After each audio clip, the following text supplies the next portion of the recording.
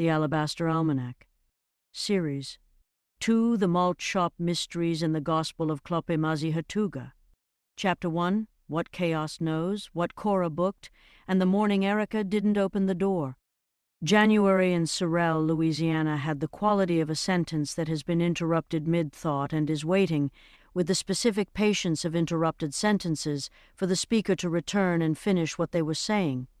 Not cold in the way of places that commit to winter, not the Beaufort sea-coast cold that ALMANAC had grown up negotiating with, the honest cold that announced itself and its terms, and did not pretend to be anything other than what it was. Louisiana January cold was the evasive kind, the cold that was present but managed, that kept its hands in its pockets and looked at you sideways, that produced in the people of Sorel a specific condition that was not quite winter, and not quite not winter, a meteorological purgatory that everyone managed with the resigned familiarity of people who had been managing it their whole lives, and had made a separate peace with ambiguity as a climate. The malt shop opened at 7. Every morning, including the cold sideways January mornings when the bayou had a low-lying mist that was either fog or the specific atmospheric mood of a body of water that had opinions about the season and was expressing them, and when the cartoon milkshake on the sign outside wore the morning's grey light the way it wore all light, with achieved peace of something that had resolved its foundational questions and was not reopening them on account of the weather.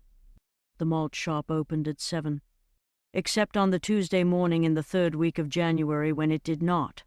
Cora arrived at 6:58 with her keys and her Amy Grant internal soundtrack and the coffee she had made in the back apartment, the specific coffee of someone who has been awake since 5:30, because she had a morning phone call with a venue coordinator in Baton Rouge, who was 3 time zones of experience more organized than Cora's current infrastructure could comfortably accommodate, but whom Cora was managing anyway with the specific bravado of a woman who has decided that Amy Grant did not get to hard in motion by managing her ambitions downward to the size of her current infrastructure.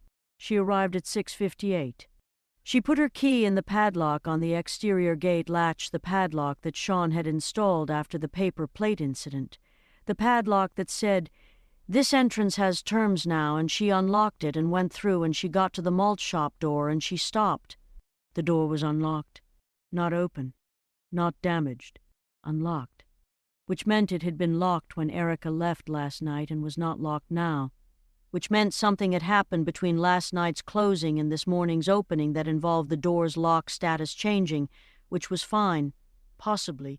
There were explanations, except that Erica was meticulous about the padlock and the door lock and the back door, action of the malt shop's closing procedure, the way she was meticulous about everything she took responsibility for, which was with the specific thoroughness of a woman who had been managing her own life without net for long enough that the meticulous was not a personality trait, but a survival technology.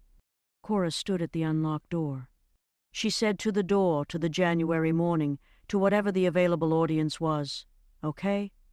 She opened the door. She went in. The finding.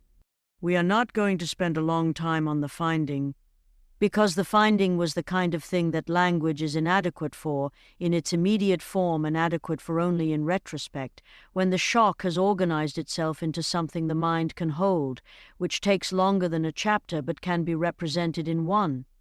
The finding was, Erica Fontenot was on the floor of the malt shop kitchen near the prep counter, in the space between the Pam cooking spray and the industrial mixer and the shelf where the tapioca was stored in its institutional-sized containers, alongside the clams for the seafood bisque that Cora had been offering as the malt shop's Friday special since October and that Erica had been prepping on Thursday evenings.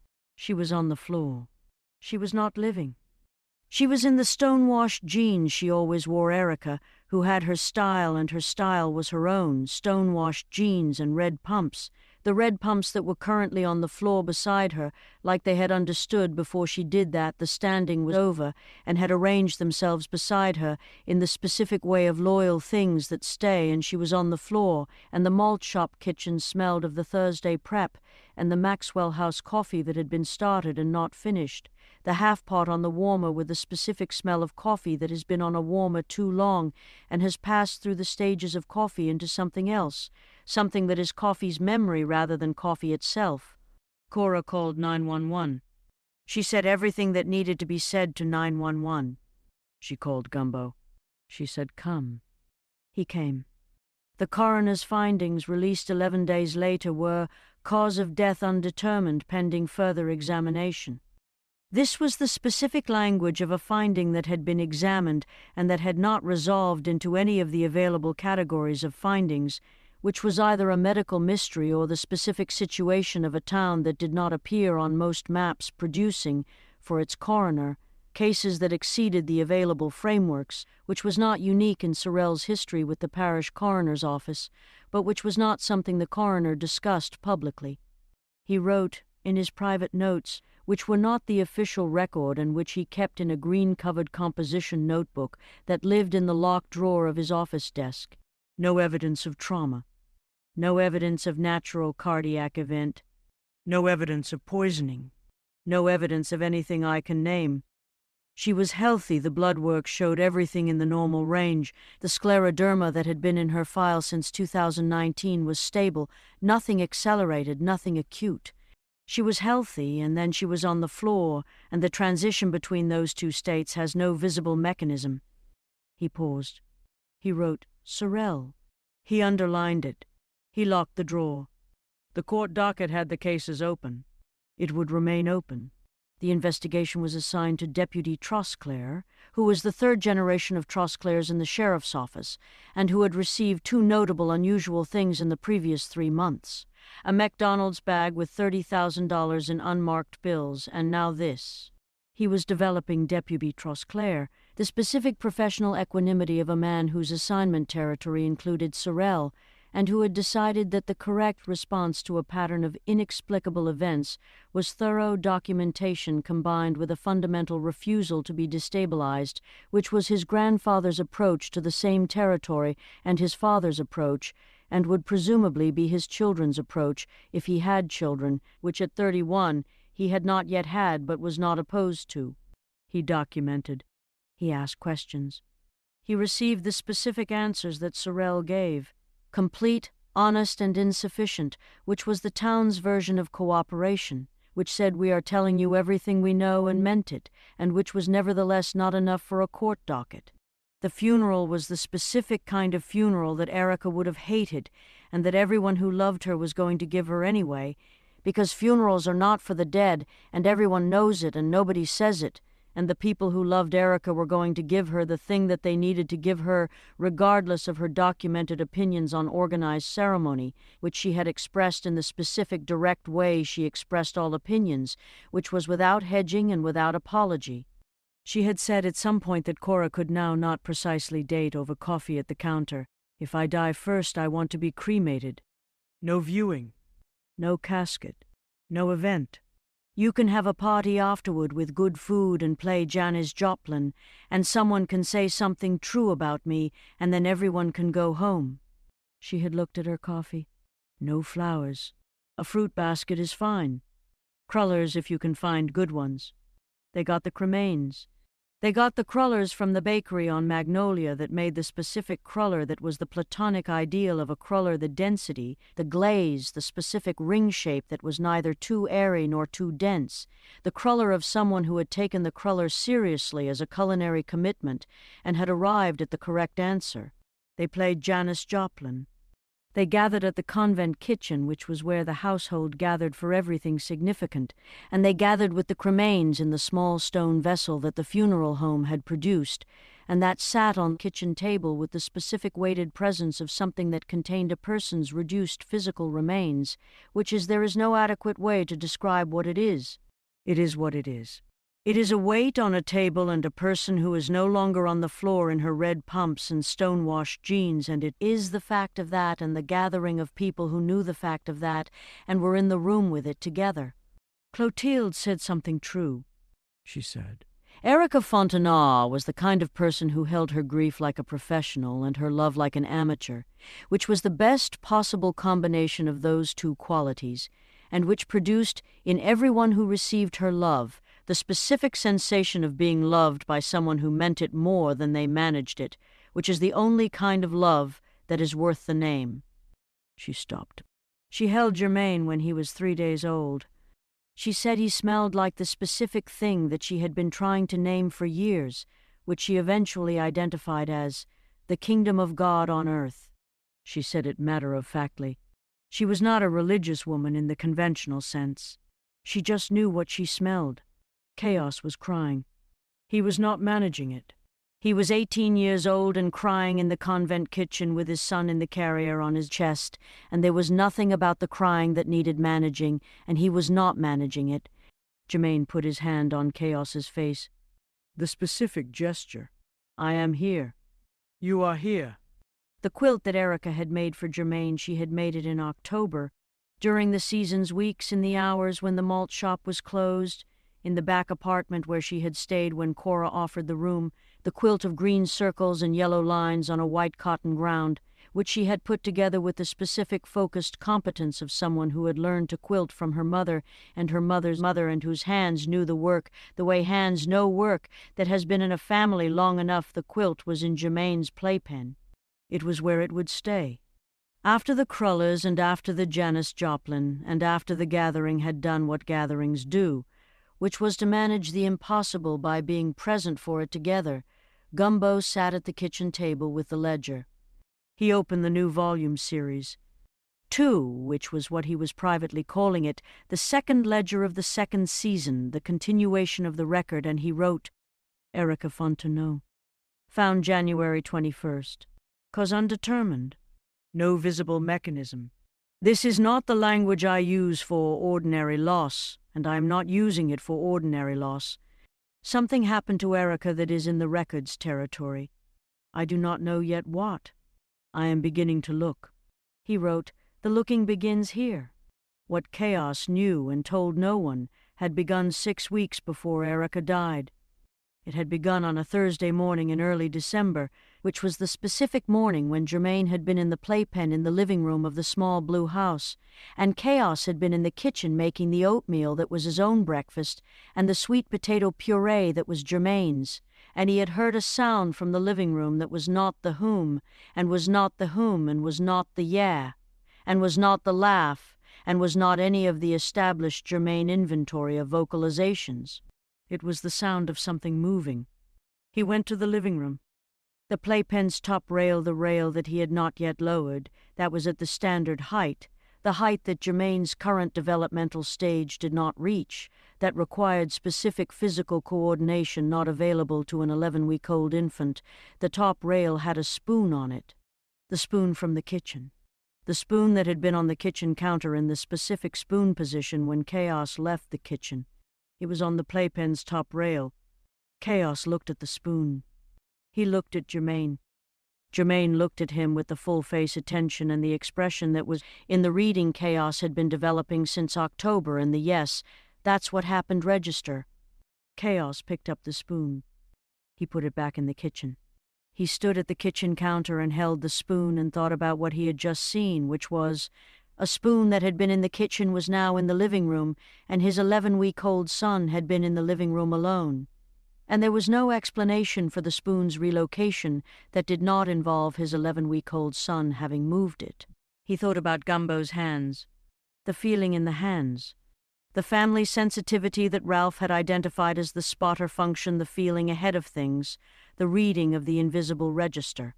He thought, we are not just spotters in this family. He put the spoon down. He did not call Gumbo. He did not call anyone. He went back to the oatmeal. He made the oatmeal and the sweet potato puree. He fed himself and his son.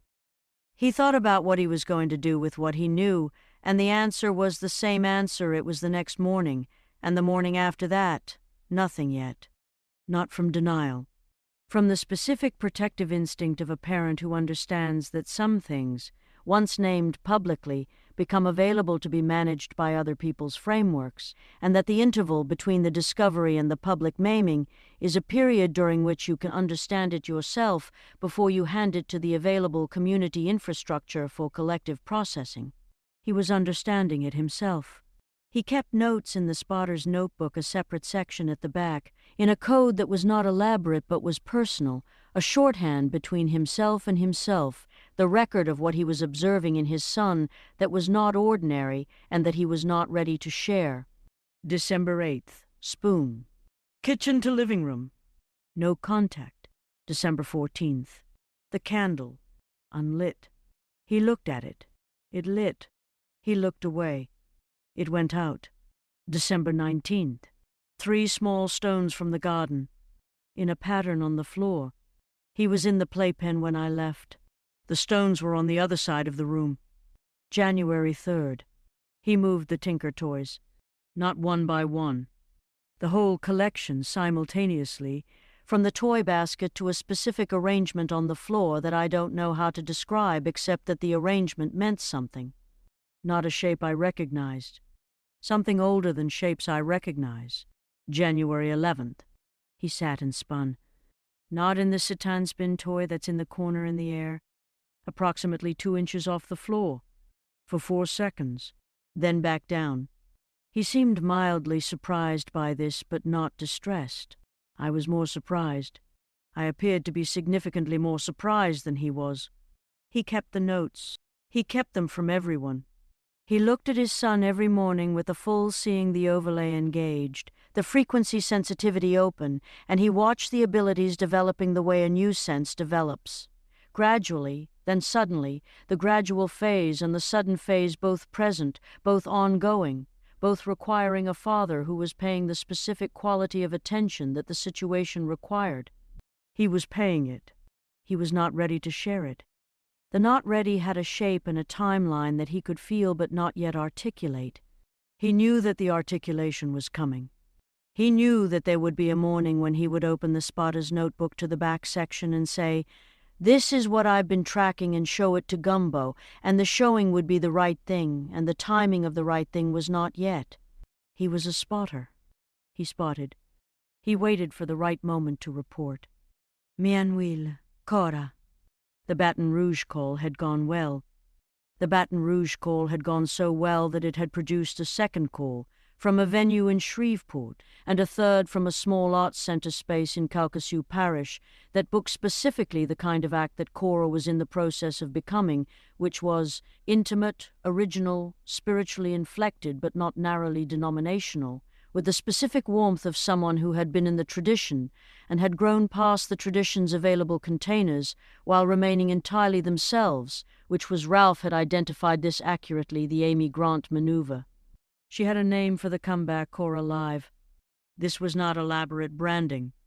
It was her name and the word live, which said, "I am present, I am here, I am doing this in a room with you, not from a recording and not from a distance." Cora Live. Sean had looked at the name and said it was correct, which was the highest available endorsement from Sean, whose relationship with language was precise rather than effusive. She had 3 shows booked. The Baton Rouge show in February, a small room, 80 seats, the kind of room where the audience could see the artist's face, and where the artist's face was required to be doing something real, which was either a terrifying or an ideal condition depending on the quality of the realness available. The Shreveport show in March, the Calcasieu Parish show in April. She was writing songs.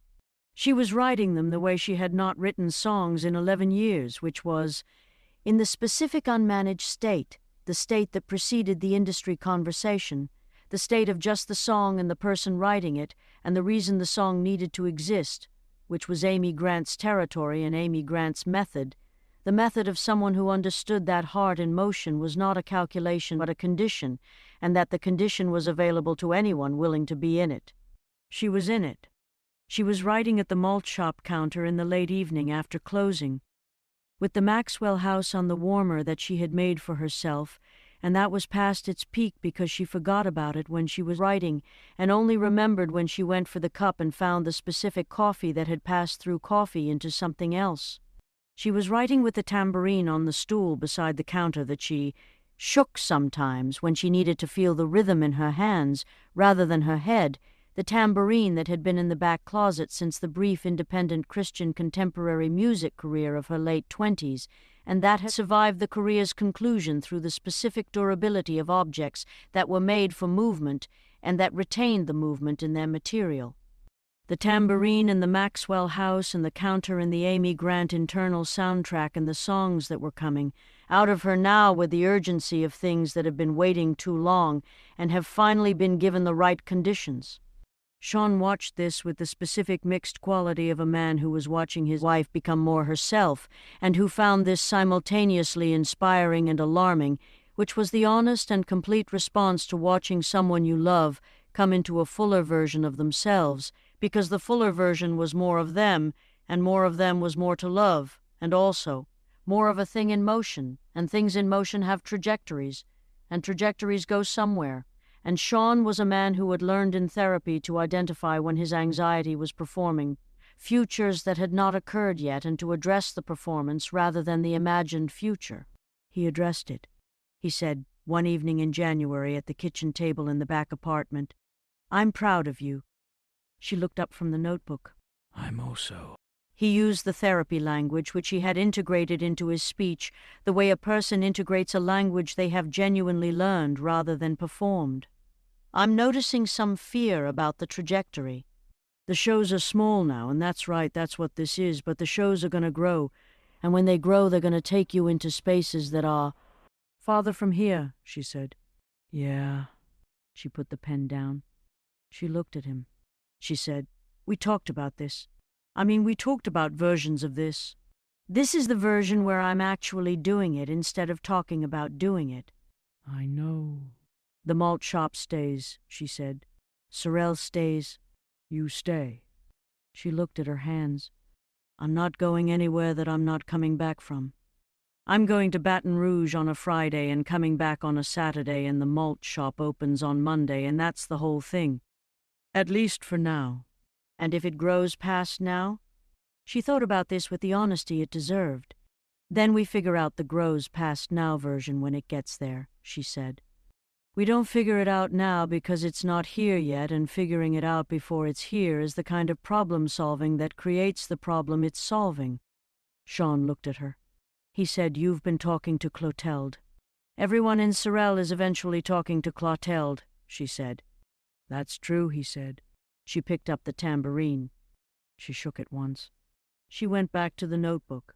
Sean sat at the table and felt the specific warm feeling of a man who is with the right person and who knows it with the fullness of someone who has been with wrong people and knows the difference between the warm wrong feeling and the warm right feeling, which are distinguishable by the quality of their warmth. The wrong kind is warm like a borrowed coat, someone else's warmth that covers you correctly but is not yours, and the right kind is warm like your own skin, which is always there, which you are always in.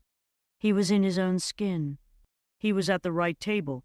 The tambourine was shaking in the kitchen of the malt shop behind the register in Sorrel, Louisiana. This was the right life. The chaotic episode happened on a Wednesday morning in the third week of January, 2 days before Erica died, and it happened behind the convent, which was the specific area of the grounds that had the fewest windows facing it and therefore the most available privacy for activities that required privacy, which was to say, activities that the convent's operators would not enthusiastically endorse. Carl found it. Carl found everything that happened on the convent grounds. This had been established across multiple seasons, but this particular finding was different from the previous findings in the specific way that made Carl stand at the rear of grounds for a long moment with the composition notebook and the tool belt and the expression of a man who had been managing the unexpected for 3 years and was encountering a new category of unexpected that required a moment of processing before the documentation. Behind the cistern where the clay torso had been found in Series 1, where the east-facing symbols had changed from static to agitated in the winding narrow strip of ground between the cistern and the rear property fence, which was shaded by the live oak that extended over it from the neighboring property and which received consequently less light than any other portion of the grounds, and which Carl had always treated as a simple low-maintenance strip that required occasional raking and infrequent attention. Marijuana. A cultivation. Not one plant. Not the incidental growth of a self-seeded plant from some ambient source. A deliberate, cared-for, organized cultivation of 11 plants in various stages of development, arranged in a specific order of maturity that suggested someone had been staggering the planting to maintain a rolling harvest, which was not a garden science detail you arrived at by accident, but by intention, and research and the kind of committed agricultural engagement that required planning. The plants were healthy. They were, in Carl's assessment, the healthiest plants on the convent grounds, which was saying something because Carl maintained the convent grounds with the investment of a man who loved his work and whose work showed it. These plants, tended by whoever was tending them, had been receiving excellent care. Better care, Carl noted in the composition notebook with the faintest possible inflection of professional injury, than some of the bonsai garden's peripheral specimens. He looked at the plants. He looked at the cistern. He looked at the rear fence. He thought about who had access to this specific area of the grounds without going through the garden, which was the primary approach, and who had access without going through the call center building, which was the secondary approach, and who had access through the rear fence, which was the third approach and which required either a key to the rear gate.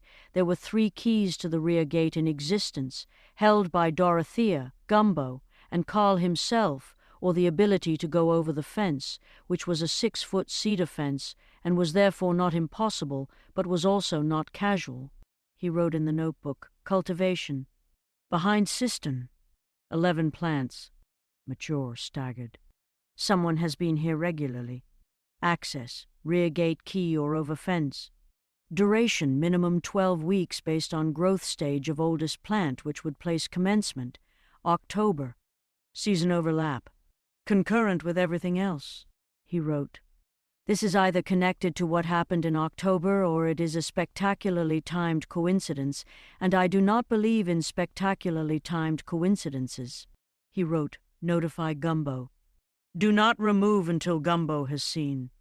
He went to notify Gumbo.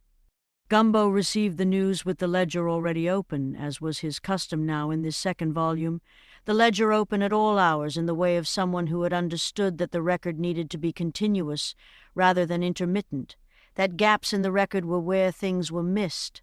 He went to the rear of the convent grounds. He stood at the cistern. He looked at the plants. He crouched slowly, with the cane braced, with the specific deliberateness of an 84-year-old man crouching who is going to get back up and is making arrangements in advance for that eventuality, and he looked at the oldest plant closely. He said, these have been tended. Yes, Carl said. Recently. The soil was turned yesterday. Maybe the day before. Gumbo looked at the rear fence.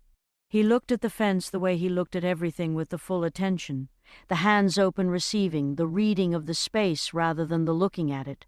He felt care. Whoever had been tending this had cared for the plants with the specific investment of someone doing something they knew something about. Not casual, not experimental, experienced. He felt concealment. Not the concealment of fear, not the frantic concealment of someone who was afraid of being caught.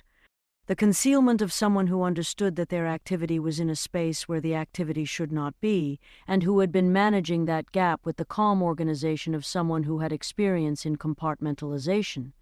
He stood. He looked at the fence again. He wrote in the ledger on the spot, with the ledger balanced on the top of the cistern. Behind cistern. Cultivation. 11 plants. Oldest October origin. Rear gate access or over fence.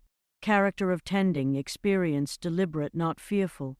The person who has been doing this knows what they're doing and has been doing it with the specific calm of someone who was determined that the risk is manageable. He paused, pen on paper.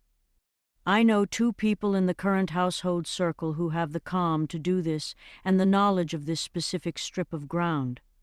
I am not writing those names yet because I want to be more certain before I write names. But I have them. He closed the ledger.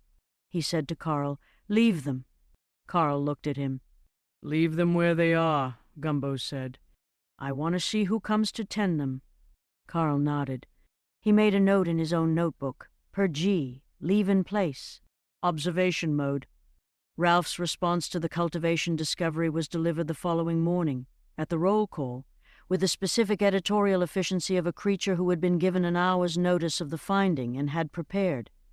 "Behind the cistern," Ralph said after the roll call's completion, "someone has been growing a crop that is, in the state of Louisiana, a Schedule I-controlled substance, and which is, in the state of Ralph's kitchen window, a fascinating development that sits at the intersection of several things I have been observing this winter without yet having the connective tissue to join them." He walked 3 steps. "The person who has been growing behind the cistern is not doing so for recreational purposes. The quantity, the organization, the staggered maturity schedule, this is not the garden of someone who wants to be high on toot in January. This is a deliberate, purposeful cultivation with a specific intended use." He stopped. "I don't know what the use is yet. I want it noted that I am telling you I don't know something, which I do rarely and only when it is precisely true." He looked at Gumbo. "The tending continued last night, after 9 o'clock. I heard the rear gate. I don't know who it was. But whoever it was, they used a key and they knew which plant needed the most attention this week, which is the second oldest, which has a specific condition on the left stem that requires intervention and which had been dealt with by the time Carl checked this morning." He paused. "The intervention was correct. The condition was addressed correctly. This person knows what they are doing with more than average knowledge and less than professional knowledge, which narrows the demographic considerably, but does not yet identify the individual." He looked at the room. "I recommend patience and continued observation. The winter is long. The plants will mature. The person will come back." He finished. He returned to the normal post-roll call operations of the kitchen. Everyone went about their day. Aklak in the maintenance shed was making paper dolls. This was not something anyone had asked him to do and was not something he had done before, to his knowledge, but the shed had a supply of brown paper and a pair of scissors, and the specific morning light on the Thursday before Erica's death was the light that his hands wanted something to do in, and the paper dolls were what happened when he picked up the paper and the scissors and let the hands work the way the hands worked. They came out with the specific quality of his carvings, not the careful articulated characters of the craft paper doll tradition, not the tinker toy assembly line aesthetic of paper figures with slotted stands. Something older. Something that had more in common with his people's cut-form tradition than with any playroom aesthetic. The paper dolls that came from his hands were figures that looked like they were in the middle of something, not stationary, not posed, but caught in the moment of an action, the paper recording the motion rather than the rest. He made 4. He looked at them. He laid them on the workbench in a line. He had not decided what they were for. In his experience, the hands knowing and the mind knowing came separately, with a gap between them, and the gap was the time during which the hands' knowledge became available to the mind. He was in the gap. He left the paper dolls on the bench. Carl came in at 9 for the tool retrieval. He looked at the paper dolls. He said, "Those are good." "I don't know what they're for yet," Aklak said. "That's usually how it works," Carl said. He got the tools he needed. He went out. Aklak looked at the paper dolls. He thought about the 4 figures in the middle of their actions, and he thought about Erica, and he thought about the rear gate, and he thought about the plants behind the cistern, and he thought about the ledger and the series of things that had been accumulating since the October season ended, and that were showing their connections slowly, the way the bonsai trees showed their growth not from day to day, but from season to season, the change visible only when you knew what it had looked like before. He picked up the 4th paper doll. He looked at it. He did not know why he had cut this one's hands the way he had cut them open, reaching in the specific gesture that Chaos used with Germaine, the open palms, the "these are what we use" gesture. He put it back in the line. He went back to the wood. Clope Maziatuga arrived on a Thursday. Not the Thursday before Erica died, the Thursday after. The Thursday after was 2 weeks after Erica was found, 1 week after the gathering with the Crullers and the Janis Joplin and Clotilde's True Things, and 4 days after Cora had stared at the malt shop counter for a long time and recognized that she needed help and that the help needed to come in. the form of a person who could manage the malt shop's operational requirements during the morning hours when Cora was writing songs and the afternoon hours when Cora was doing the show preparation and the evening hours when Cora was making the specific music that was the reason for the show preparation. She had posted the position.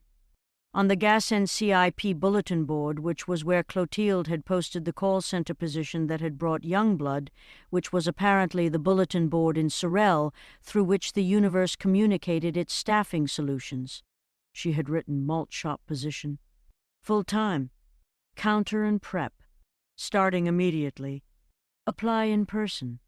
She had not specified the malt shop's name or address because in Sorel, if you did not know where the malt shop was, you were either new to town or you were from somewhere with better milkshakes, and in either case you should find it on your own as a basic orientation exercise.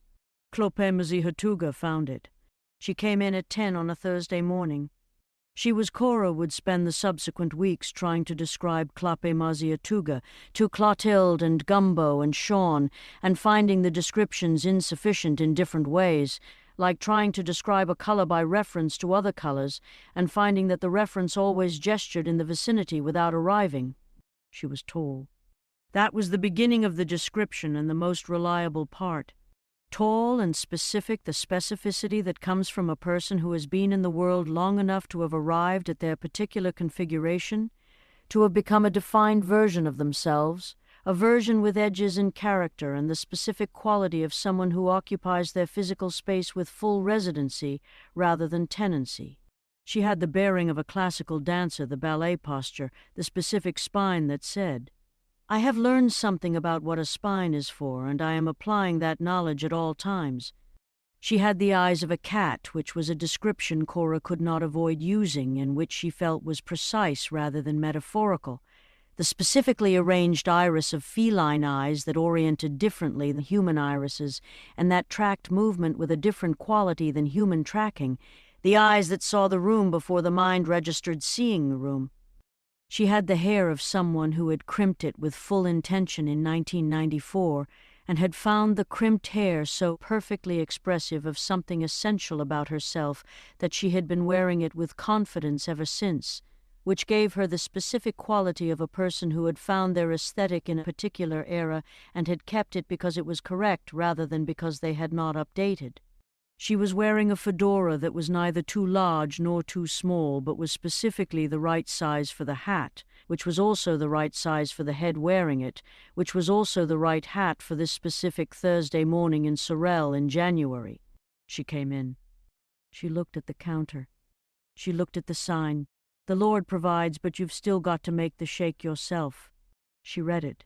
She said, "That's true." Cora said, "Can I help you?"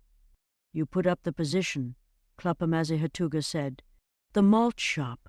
I'm here about the position." Cora looked at her. She had the specific reaction that she had trained herself, in the years since the exotic dancing and the Christian contemporary career and the malt shop's acquisition and the Sorel residency, to listen to rather than dismiss. The reaction in the body that said this is significant before the mind had assembled the evidence for the significance. The reaction that Ralph would call the overlay of the non-supernatural, the human capacity for recognizing important things before you can articulate why they are important. The reaction said, "This is the person." "What's your name?" Cora said. The woman said it. Cora repeated it back carefully. She said it correctly. "How do you say it?" Cora asked, confirming. "The way you just said it," the woman said. "You got it. Have you worked in food service before?" "Yes," Klopemazi Hatuga said. "And I have worked in a number of other things before that. I am currently in Sorel for reasons that are my own and that I will tell you in time. I would like the position. I am a good worker. I am a careful person. I keep the things I am trusted with." She said this last sentence with the specific weight of someone for whom keeping things had a meaning beyond the organizational, for whom the trust in keeping things trusted to you was the significant word rather than the keeping. Cora looked at her for a long moment. She said, "Can you start Monday?" "Yes," Klopemazi Hatuga said.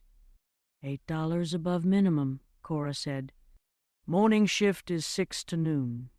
Shake the tambourine if you need me, I'll be in the back. Klape Maziatuga looked at the tambourine on the stool beside the counter.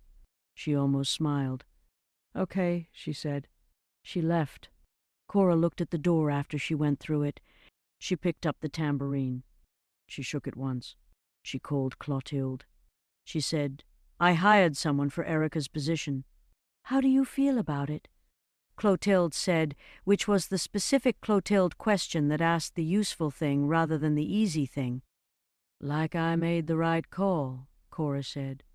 And like I don't fully understand what I made the right call about yet. That's usually how it works, Clotilde said. Deputy Trosclair came to the malt shop on the Friday before Clope Maziatuga's first Monday. He came with his notepad and his professional composure and the specific quality of a third-generation law enforcement officer in Sorel who had learned that the difference between a useful investigation and an unsuccessful one in this particular jurisdiction was frequently the quality of the questions rather than the quantity of the answers. He sat at the counter. He ordered a coffee. He opened the notepad. He said, Tell me about Erica's routines. Specifically Thursday evenings, Cora told him. She told him about the Thursday prep, the clams and the yams and the seafood bisque and the tapioca and the Maxwell house, that Erica started at closing time and drank through the prep, the specific pattern of a woman who was competent and organized and who had her routines and kept them. He asked, Did she have any unusual visitors recently? Anyone you didn't recognize? Cora thought. She said there was a van. He looked up from the notepad. She said, About 2 weeks before January 21st. An unmarked delivery van, parked on the street. I noticed it because it had one of those hula girl things on the dashboard, the bobble dancer, and the van itself had no markings, no company name, nothing. And it parked and the driver didn't get out for about 20 minutes and then drove away. Did Erica notice it? Cora thought about this carefully. She was closing up when it parked. She went out the back. I don't know if she saw it. Did you see the driver? No.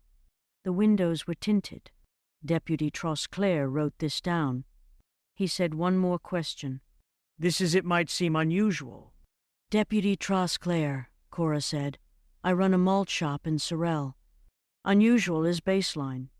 He almost smiled. He said, Has anyone approached you about Erica? Anyone asking questions about her? About her connection to the Fontenot family or to the household at the convent? Cora looked at him. She said, You're asking if someone was interested in her because of Germaine.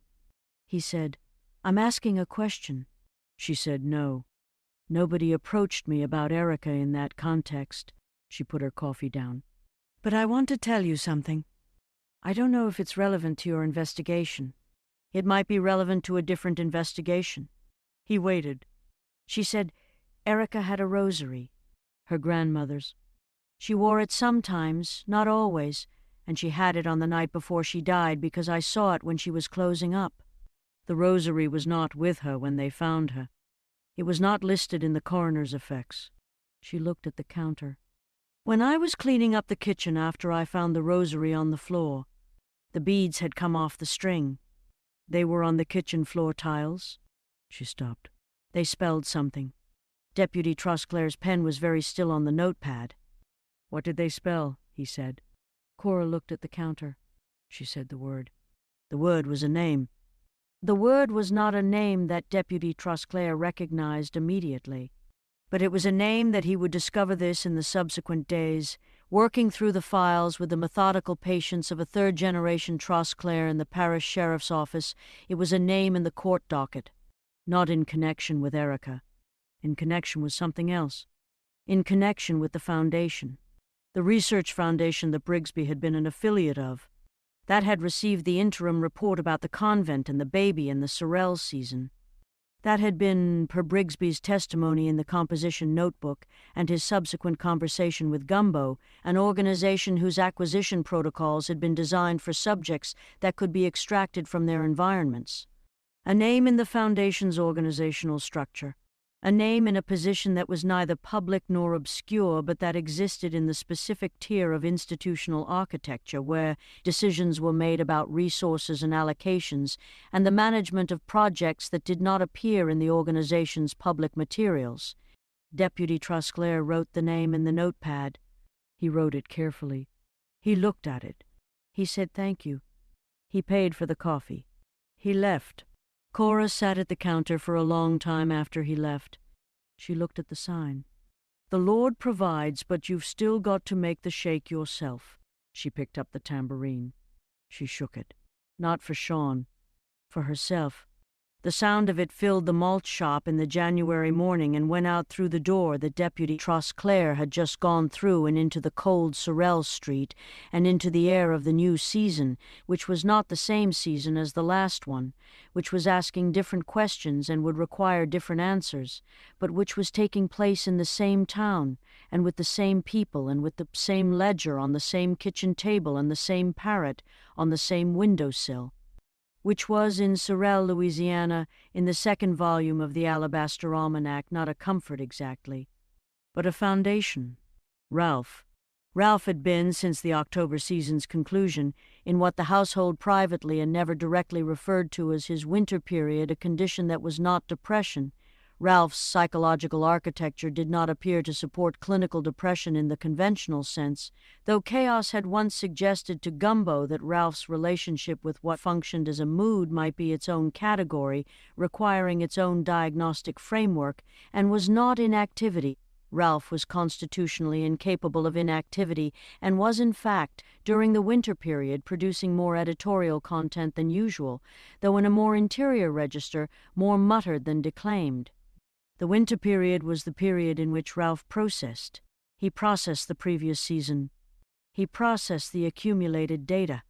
He organized it into the internal archive that was his version of Gumbo's ledger, the record that existed in the specific instrument of himself in the 32-year-old Mexican red-headed Amazon parrot body that had been in this kitchen for 22 years and that had developed, over those 22 years, a relationship with the household's reality that was more thorough and more organized than anyone in the household fully appreciated, including Gumbo, who appreciated it considerably.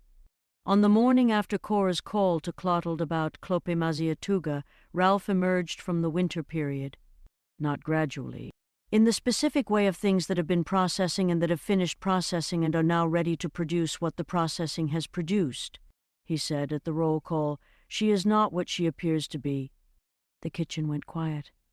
Clopemaziatuga, Ralph said. The name is not a given name. It is a chosen name. It is a name from a tradition that uses chosen names for specific purposes, not identity purposes, not the conventional cultural purpose of a name that locates a person in a family and a community. A purpose of designation. The name designates a function. He walked 4 steps. In the tradition the name comes from, and I will not say which tradition until I am more certain, because names in this context are not general knowledge and I do not wish to be imprecise about something that is this specific in the tradition the name comes from. The name Clopemaziatuga means approximately, the one who carries the message between 2 states of being, the carrier, the messenger, the one who moves between. He stopped. She is not the new malt shop employee. She is not just that. She is the new malt shop employee, and she is also something that arrived in Sorel on a specific schedule because the schedule called for her arrival, which is the pattern we have been in since October and which appears to be continuing into the new season. He looked at Gumbo. Write this down. Gumbo was already writing. Ralph looked at the garden through the window, the winter garden, the bonsai trees in their patient reduced forms, the stone lantern with the quetzal carving at its base, the gravel where the face plants had been. He said quieter, "The season is not over. The October season ended. The winter season has begun. They are not the same season. The winter season has a different question." He looked at the kitchen. The October season's question was, what does the child need to do? The answer was, laugh at the right moment. Simple. Accomplished. He paused. The winter season's question is different. The winter season's question is, who killed Erica Fontenot and why, and what did they think Erica was? The kitchen was very quiet. The rosary spelled a name, Ralph said. I know what name. I know this because I listen to everything in this kitchen and the phone is not soundproofed and Cora's voice carries. He looked at Gumbo with the full attending look, the underneath the monologues look. The name is in the Foundation's records. Brigsby has the records. The name is not who you think it is. Who is it? Gumbo said. Ralph walked 4 steps left. He walked 4 steps back. He said, not yet. I need to be certain. I am working towards certain. He looked at the window. The new season is asking the question. We are going to find the answer. But we are going to find it correctly, which means finding it in the right order, which means some things have to happen before other things can happen, and the first thing that has to happen is... He stopped. He looked at Chaos. Chaos, who had been at the kitchen table with Germaine in the carrier and the spotter's notebook in his jacket, pocket and the December and January entries in the back section that nobody had read, yet Chaos looked at Ralph. Ralph said, You have something to tell us. Chaos looked at his son. He looked at the notebook. He took it out. He opened it to the back section. He put it on the table. He said, Since December. Gumbo picked up the notebook. He read the back section. He read it with the ledger open beside him, the pen in his right hand, the specific quality of a man receiving information that confirms something he has been feeling, in his hand since the season ended and has been waiting to receive the external confirmation of. He read January 11th. He sat and spun. Not in the Satan spin. In the air. Approximately 2 inches. 4 seconds. Then back down. He seemed mildly surprised. I was significantly more surprised than he was. He put the pen down. He looked at Germaine. Germaine was looking at him. The full-face attention. The yes, that's what happened expression. The expression of someone who is perfect pitch and who is listening, right now, to the frequency of the winter season beginning and who finds it already at 13 weeks old familiar. The expression of someone who knows what's coming. The expression of someone who is, in all available senses, ready. Gumbo looked at his grandson. He said very quietly, well. He opened the ledger to the blank page. He wrote season. 2 begins. He wrote, the child is developing. Chaos has the record. Erica Fontenot is dead. Clopamizi Hatuga is en Rue Sainte-Marie. A name is on the floor of the Malt shop kitchen in rosary beads. Deputy Trosclair has the name. Ralph has the name. Brigsby has the records. The Foundation is in this. He wrote, the question is, who killed Erica, and why, and what do they know about what is happening here that made Erica a problem to them? He wrote, we will find out. He closed the ledger. He looked at the room. The January kitchen. The Maxwell house warming on the counter. Ralph on the windowsill. Dorothea in the pantry doorway with the clipboard and the expression of a woman who had received the situation update and was already organizing the response. Chaos at the table with the spotter's notebook returned to his jacket pocket and his son on his chest, and the winter morning outside the kitchen window. Over the garden, over the stone lantern, over the Quetzal carving that was still warm and was still there and was still doing what it had been placed to do. The winter in Sorel. The new season. The question the new season was asking. And the household assembled in the kitchen, around the ledger on the table ready in the way they had been ready in October, which was not the ready of people who knew what was coming, but the ready of people who had been through something and were still there and were still together and were still the specific collection of individuals who had been assembled by this specific place for this specific purpose, which was to find out what needed to be found out and to do it correctly and to do it together and to write it all down. The ledger was open. The pen was ready. The new season had begun. End of Chapter 1, Series 2. Next, Chapter 2. in which Hatuga begins her first shift and reveals nothing and everything simultaneously, in which Brigsby's records from the Foundation produce the name on the rosary in their full context, and the context is not what anyone expected, in which Chaos observes Germaine do something that cannot be explained by any available framework and writes it in the notebook with 3 question marks and the words "Ask Gumbo," and in which Ralph delivers a monologue on the life, career, and enduring significance of the woman who is currently working the morning counter at the malt shop on Rue Sainte-Marie, and what she is, and what she carries between the 2 states she has been sent to carry it between. The Alabaster Almanac Series 2. The crullers were excellent. Erica would have approved. The tambourine is on the stool beside the register. The paper dolls are on the workbench in the maintenance shed. The plants behind the cistern are still growing, still being tended, still unidentified as to their tender. The court docket is open. The name is in the notepad. The Quetzal carving is warm. Germaine slept through the night. Chaos did not. The ledger is in the 2nd volume. The winter is exactly what comes after a season like October. That does not mean the winter is simple. Nothing in Sorel is simple. But the people in it are adequate to the complexity. They have been shown this. The record shows it. We are glad you are back. Chapter 2. Carl's Unraveling, the Back Room, and Ralph's Complete History of Men's Shoes in the 1920s. There is a thing that happens to gentle men. Not to hard men.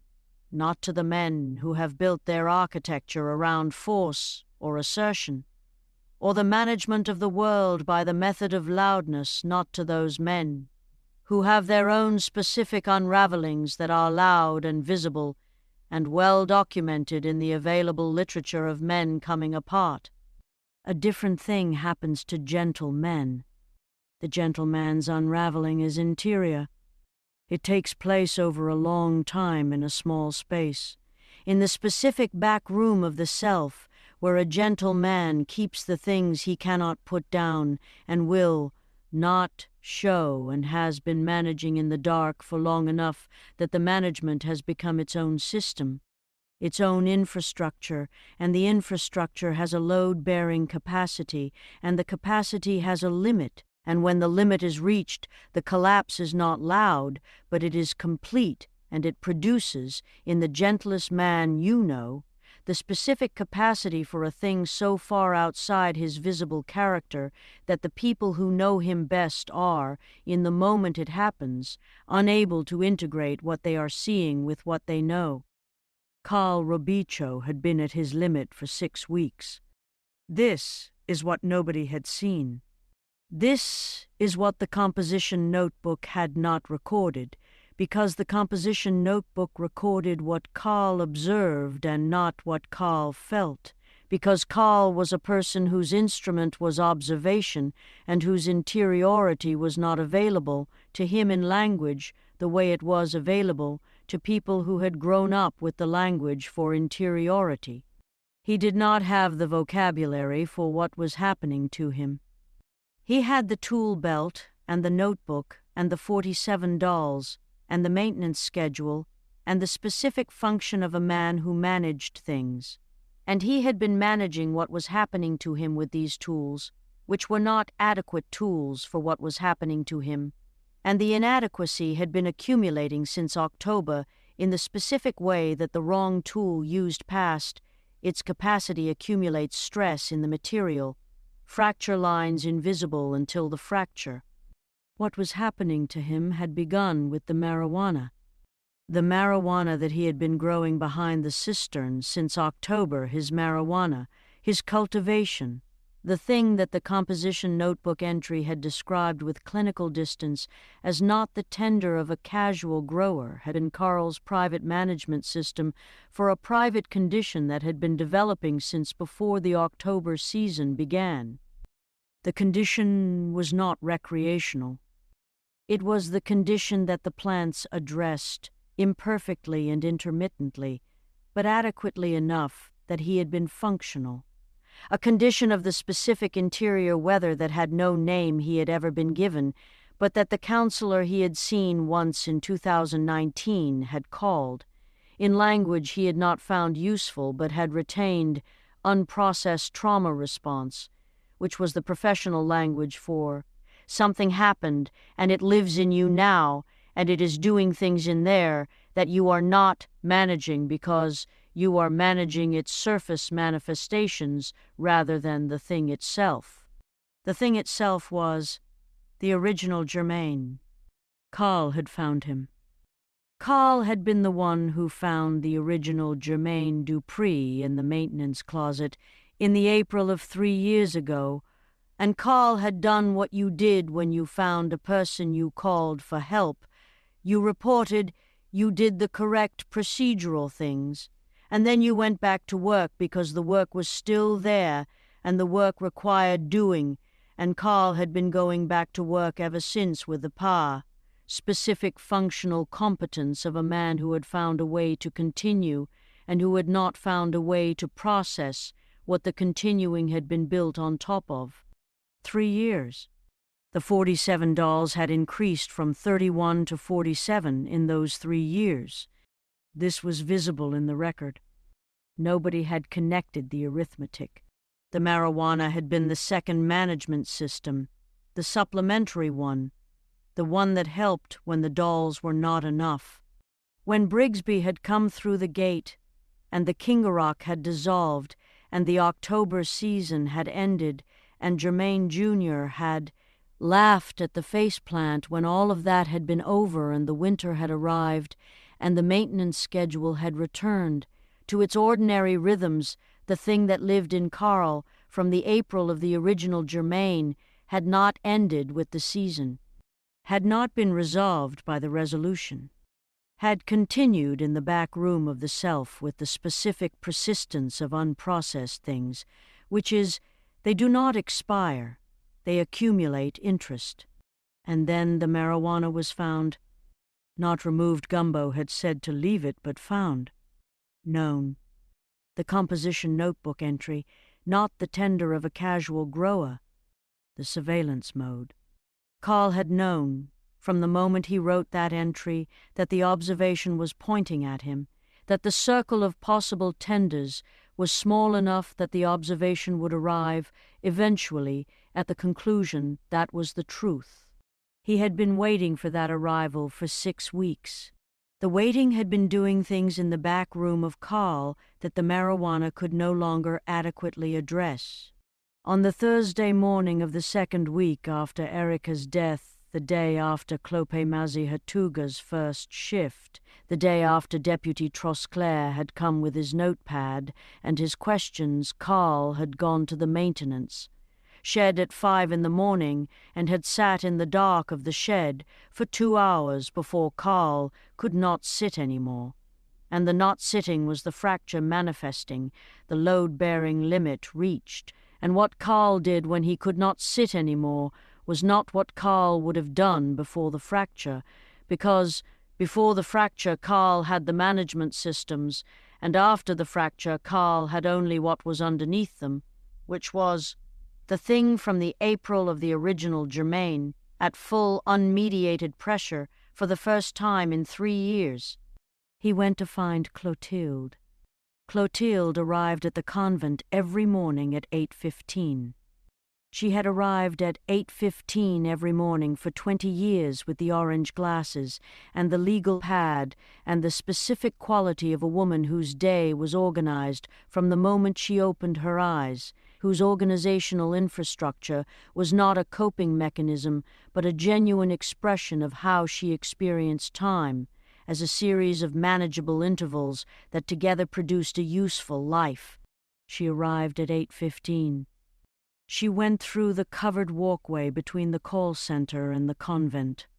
She was going to the convent kitchen for the morning coffee and the brief overlap with Gumbo's ledger review that had been their morning ritual since the October season's beginning, and that had become, in the winter months, one of the things she found most stabilizing about her days. She did not reach the kitchen. Carl was in the covered walkway. Carl, who she had known for 6 years. Carl with the tool belt and the composition notebook and the gentle, specific quality that had always been the first thing anyone noticed about Carl. Carl was in the walkway, and something about the way he was standing was wrong in a way that Clotild's body registered before her mind caught up. The way the body registers wrong things when you have been in close proximity to the supernatural and the dangerous for long enough that the body has developed its own early warning system, and the warning system was going off now. Going off in the register that said, "This is not Carl's usual morning posture." She stopped. She said, "Carl." He looked at her. His eyes were the specific eyes of a person whose interior has been at war with itself for a long time and has, at some recent point, stopped negotiating. The eyes that were not angry, not the performing anger, not the managed version, the raw version. The eyes of someone who had run out of the material that was holding the managed version in place. He said, in a voice that was Carl's voice but at a frequency she had never heard from Carl, "I need you to come with me." She considered levitating. She considered the 2 inches and the unreliable appliance, and the fact that 2 inches did not address the situation that Carl's eyes were presenting. She said, very calmly, in the voice she had developed over 20 years of managing calls from people in crisis, "Okay." She went with him. The back room. There were things at the convent that were not on the official tour, not in the Belgian missionaries' original blueprints, not visible from the garden or the road or any of the covered walkways. The convent had been a working religious community for 137 years before Gumbo and Dorothea arrived, and working religious communities of that duration accumulated their unrecorded spaces, the way all old buildings accumulated them the room that was added without paperwork, the modification that served a need without being announced, the passage that connected 2 spaces for practical reasons that the original architect had not anticipated. The back room was one of these. It was behind the chapel's east wall, accessible through a door that looked like a supply closet door, and that Carl had been the only person to use regularly, because the back room was Carl's storage for the tools and materials that didn't fit in the maintenance shed and that the chapel's facilities cupboard couldn't accommodate. It smelled of the old building smell, the smell of plaster and devotion, and the specific aged air quality of a room that has been sealed for longer than it has been open, that has had time to develop its own atmospheric personality, that smells like the inside of a suitcase that has been to many places and carries the residue. It had a polished granite floor. Cold. The missionaries' era's taste for the institutional surface, the floor that could be cleaned with efficiency and that communicated, through its cold hardness, the specific religious aesthetic of comfort withheld as a spiritual practice. There was a display counter against the east wall, an old glass-stopped counter, the kind that had been in use in the building's commercial period when the ground floor had served as a small general store for the surrounding community. The glass was intact. The inside was empty except for the decades-old debris of the stopped clock of whatever the counter had last displayed. A coat of dust, a collection of dead ladybugs in one corner, a 1986 calendar. Carl had additional items in the room. He had been using the room. The items that Carl had added included a chair in the center of the floor, heavy, old, from the convent's storage of furniture that was too substantial to dispose of and too worn to use publicly. A rope, not the dramatic kind, not the movie kind, but the practical kind, the hardware store kind. The kind a groundskeeper orders in bulk because rope is one of the materials that grounds maintenance consumes regularly. He used the rope. He was not violent. He was not, in the conventional sense, capable of violence in the directed, targeting manner. This would be visible later in the analysis, but he was capable of the thing he was doing, which was different from violence and was, in its specific quality, harder to watch than violence would have been. It was the action of a person who was not trying to hurt the person in the chair, but who needed the person in the chair to stay in the chair while he said what he needed to say, which was everything. Everything from the April of the original Germain and the 3 years and the 47 dolls and the marijuana and the fracture and the 6 weeks of waiting for the discovery to arrive at the conclusion that was the truth. He needed to say it to someone. He had chosen Clotilde.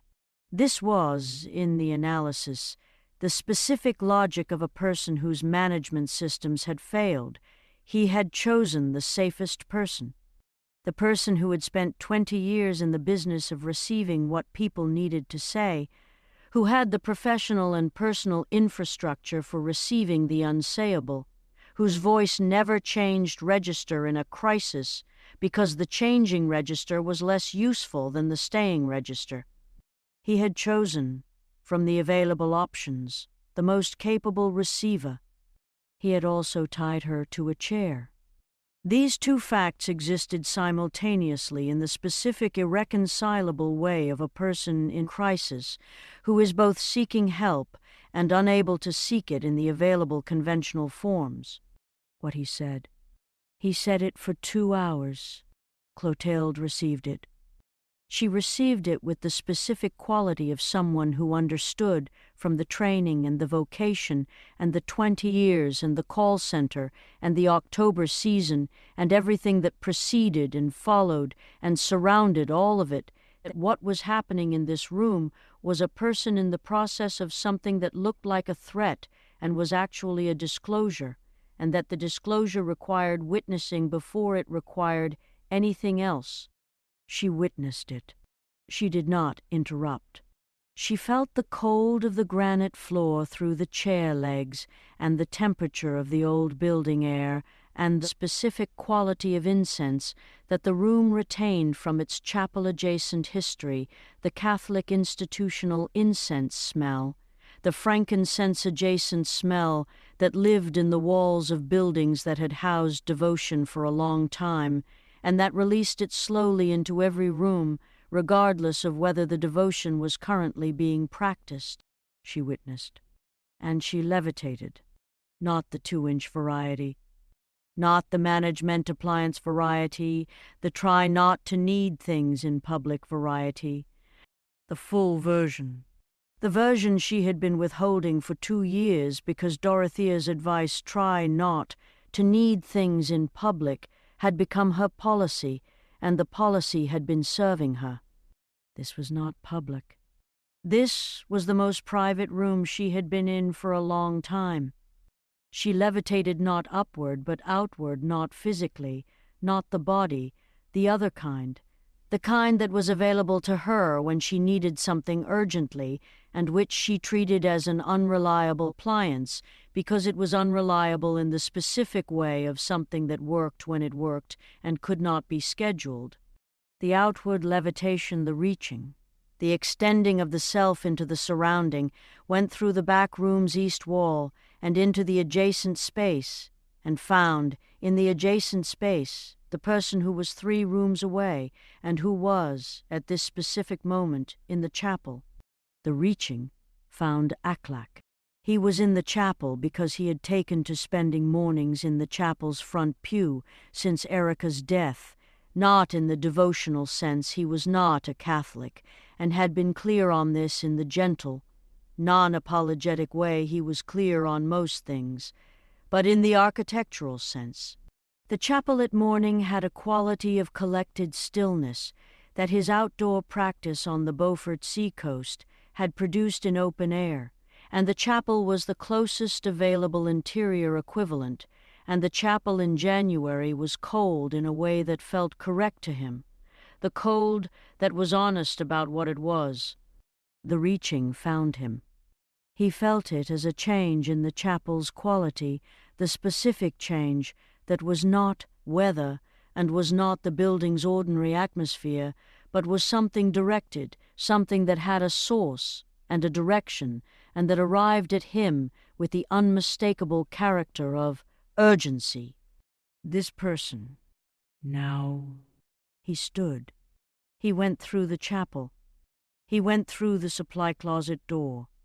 He came into the back room. He saw Clotilde first. She was in the chair, her hands behind her back, her orange glasses at a slight angle from being moved by the chair's position. She was looking at Carl with the specific quality of total attention and total composure that was her most serious register. The one underneath the orange glasses and the legal pad and the levitation jokes register that was 30 years of being in the room with the hardest things and staying in the room. She said, when she saw ALMANAC come through the door. Wait. He stopped. She looked at Carl. She said, Carl, look at me. Carl looked at her. She said, I heard you. I heard everything you said. I want you to know that I received it. I want you to know that the finding of the original Germain and what you have been carrying since, and the management systems and all of it, I received it. I have it. It's in me now. It's witnessed. Carl looked at her. His face was the face of someone who has said the everything and is on the other side of the saying and does not yet know what is on that side. She said, I need you to untie me now. He looked at his hands. He looked at the rope. He looked at what he had done, and he looked at it with the specific quality of a person recognizing the thing they have done from the outside, from the position that was not available during the doing, and that was available now. On the other side, the recognition that arrived too late to change the doing, but not too late to know what it had been. He looked at ALMANAC. ALMANAC was still in the doorway. He had the specific stillness of a man whose body has assessed the situation completely and is holding every option simultaneously, which was the stillness that the Beaufort seacoast had put in him, the stillness that the North Slope required for conditions that could become dangerous without announcement, the stillness of, I am ready for whatever comes next. Carl looked at him. Carl looked at the rope. Carl looked at Clotilde. He took a step toward her. He reached behind her. He began to untie the rope. And then something happened in Carl that was not visible from the outside, and that is the hardest thing to describe, and that is the honest truth of what the fracture meant at its most final expression. The back room of the self, emptied for the first time in 3 years, had nothing left to hold the architecture up, and the architecture, the specific system of management and function and composition notebooks and tool belts and 47 dolls, carefully tended and marijuana behind the cistern, and all the maintenance of everything that had been his version of continuing collapsed. No. Inward, Carl went to his knees on the polished granite floor. Not violently. The rope was still in his hands. Clotilde said his name. He went further. He went down. And ALMANAC was across the room before the further was complete, because the Beaufort seacoast had put something else in him too, the specific knowledge of what a person looked like in the moment before they were done, and the specific calculation that had to happen in that moment, and the action that the calculation produced. What happened next will not be described in its mechanics. What will be described is, Clotilde was free, and Carl was not, and the back room of the convent was very quiet, and ALMANAC stood in the quiet of it and felt what he felt, which was the specific quality of something done that needed doing and that cost exactly what it cost, without excess and without mitigation, and which would be carried the way the things that cost something are carried, not lightly, not heavily, but as part of the load of being a person who was present for the things that required presence. Clotilde's hands were free. She straightened her orange glasses. She looked at Aclac. She said, "Thank you." He nodded. They stood in the room for a moment. Then she took out her phone. She called Gumbo. She said, "Come to the back room. Both of you. Now." Gumbo and Dorothea came. They came with the specific quality of people who had learned, over 20 years in this building, to arrive without requiring the situation explained in advance, to wait for the explanation until the explanation was available, and to manage the immediate first. Dorothea looked at the room. She looked at Carl. She looked at Clotilde. She said, "Are you hurt?" "No," Clotilde said. "The chair," Dorothea said. "The code," Clotilde said. My wrists. "Nothing that doesn't resolve." Dorothea looked at Carl. Her face was the face she wore for things that had no adequate response available, the face that was not the managed face, not the military operation face, the other face, the one underneath, the face that was the whole weight of her, the weight of 20 years at the convent and the mirror room and the bone wind chimes and the man she had met at a Target on Tulane Avenue who had been eating coleslaw from a container and who she had spent 12 years being prejudiced against before falling in love with him in New Orleans, and who she had been with every day since. She looked at Carl. She said quietly to the room, "Oh, Carl." Not an accusation, a grief. Gumbo looked at the room. He looked at Aclac, standing at the east wall with the window light on him. The parka and the specific composed quality of a man who has been through something and is standing in the after of it. Gumbo said, "The notebook." Aclac understood. He looked around the room for Carl's composition notebook. He found it on the display counter underneath the coat of dust, in the specific place where a person puts the thing they are always carrying when they put it down for a reason. He brought it to Gumbo. Gumbo opened it. He read the entries since December. He read them with the ledger in his other hand, the two records together, Carl's observations and his own. The parallel documentation of the same season from two positions in the same household. He found, in Carl's December entries, what he was looking for. Not a confession. Not an admission. The thing that was more specific and more useful than either. A gap. An entry on the Thursday that Erica died the Thursday evening when the prep was in the kitchen and the Maxwell house was on.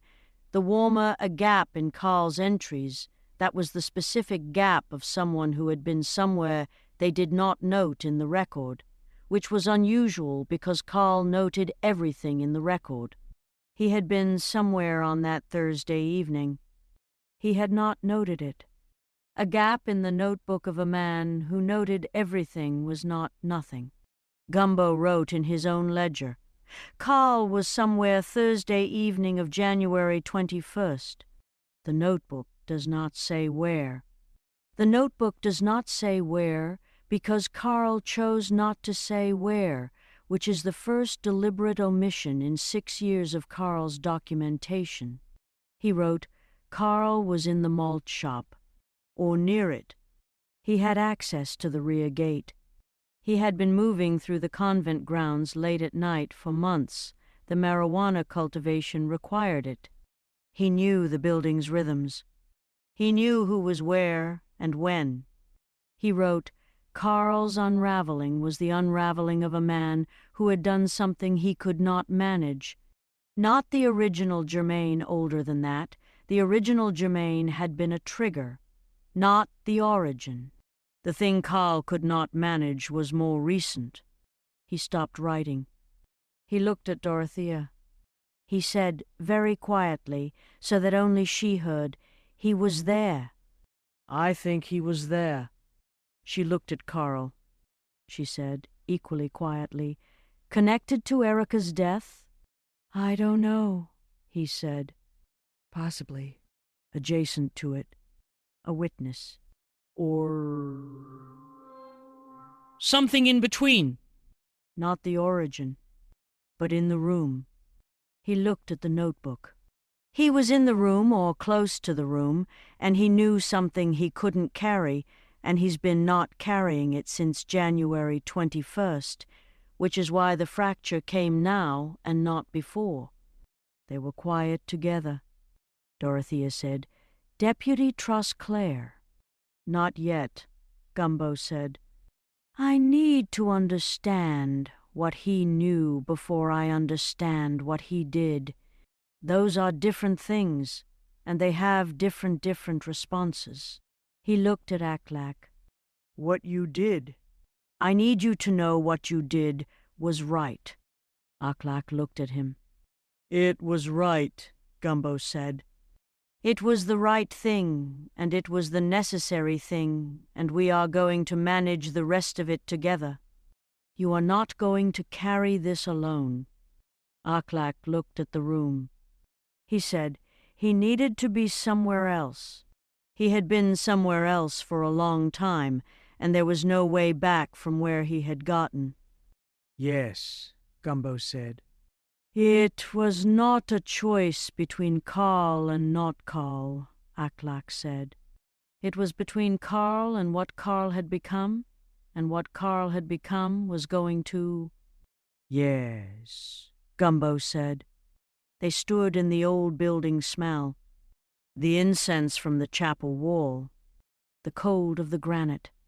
Deputy Trosclair came. Not immediately.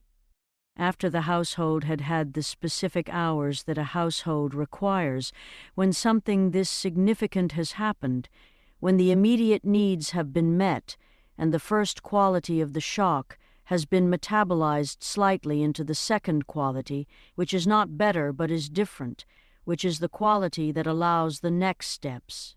Clotilde had been taken to the cottage.